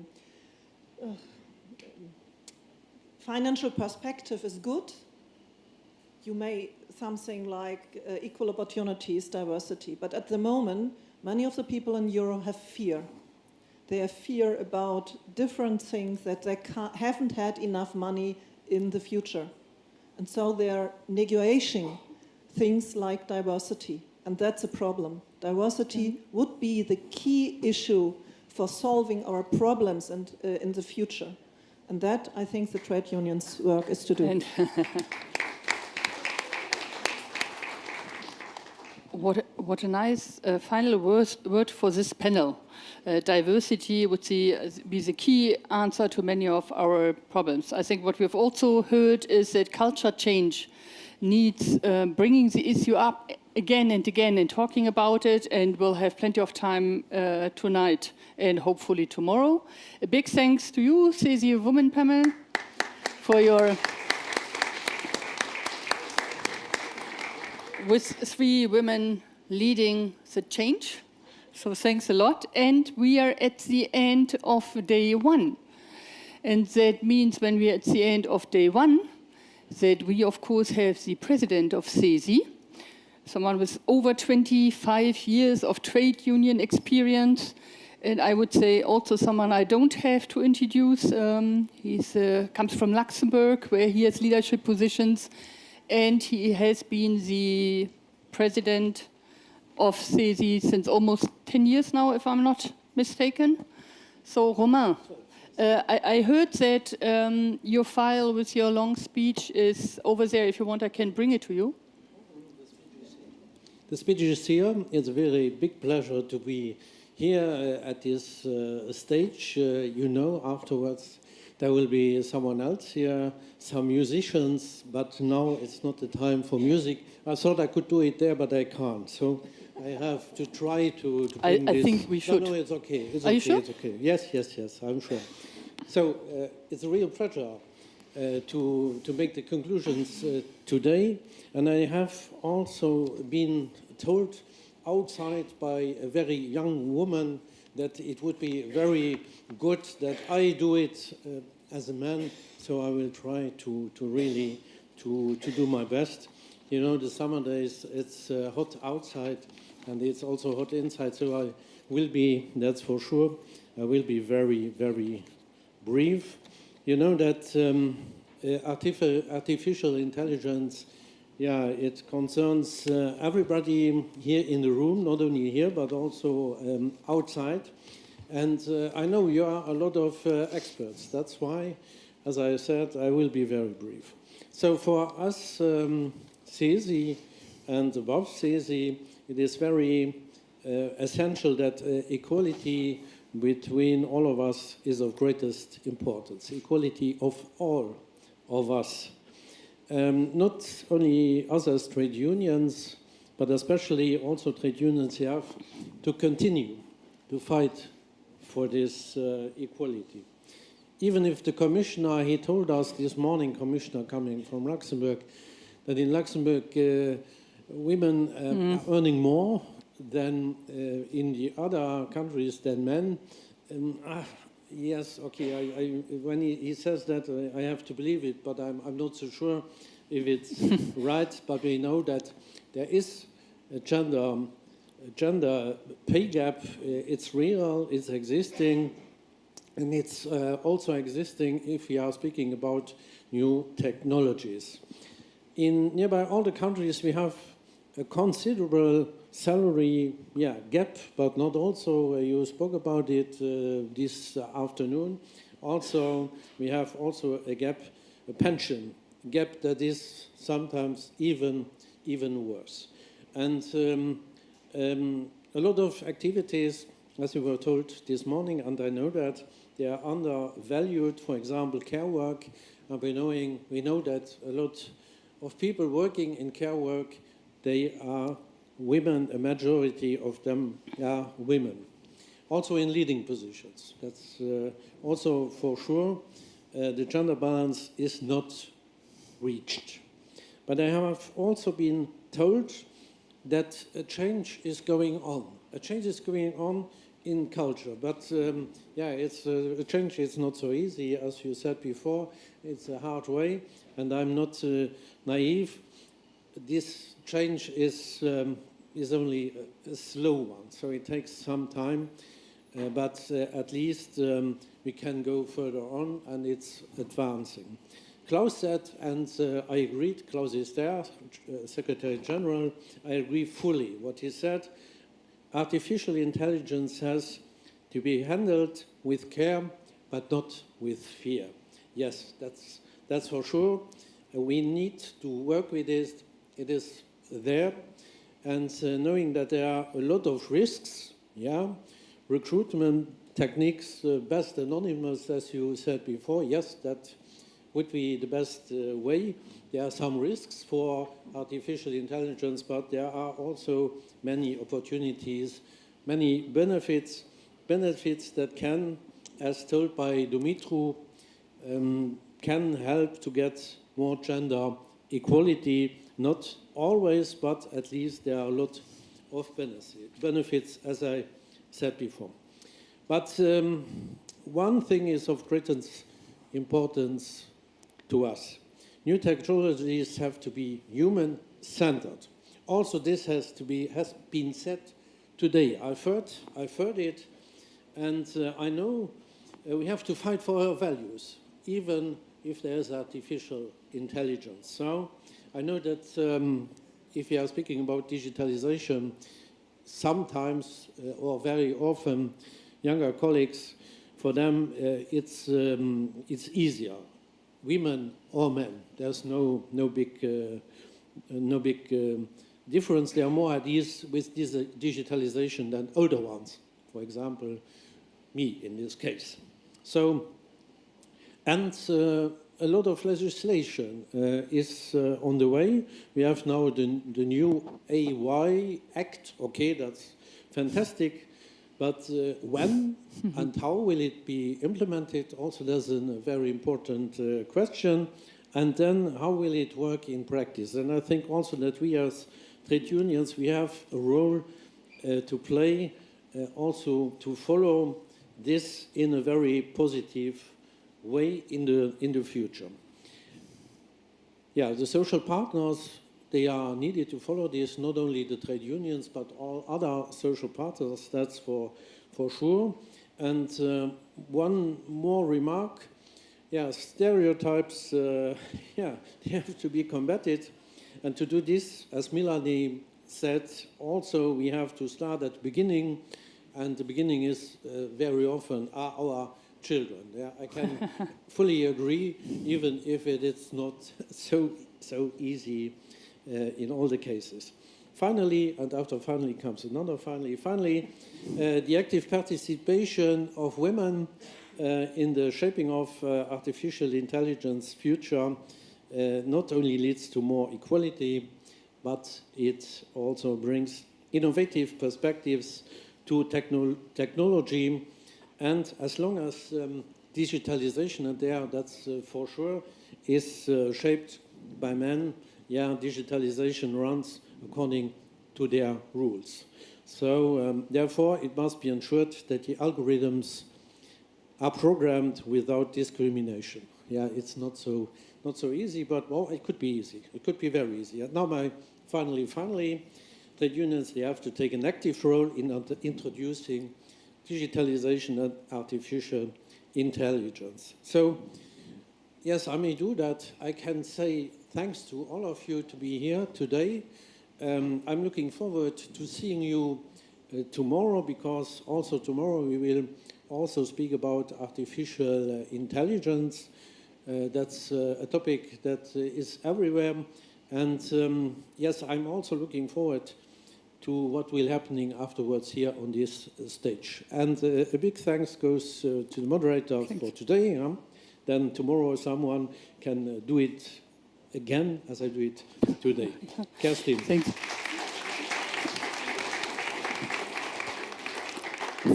Thank you very much, Romain. And I think Romain already hinted to the fact that now the fun part starts.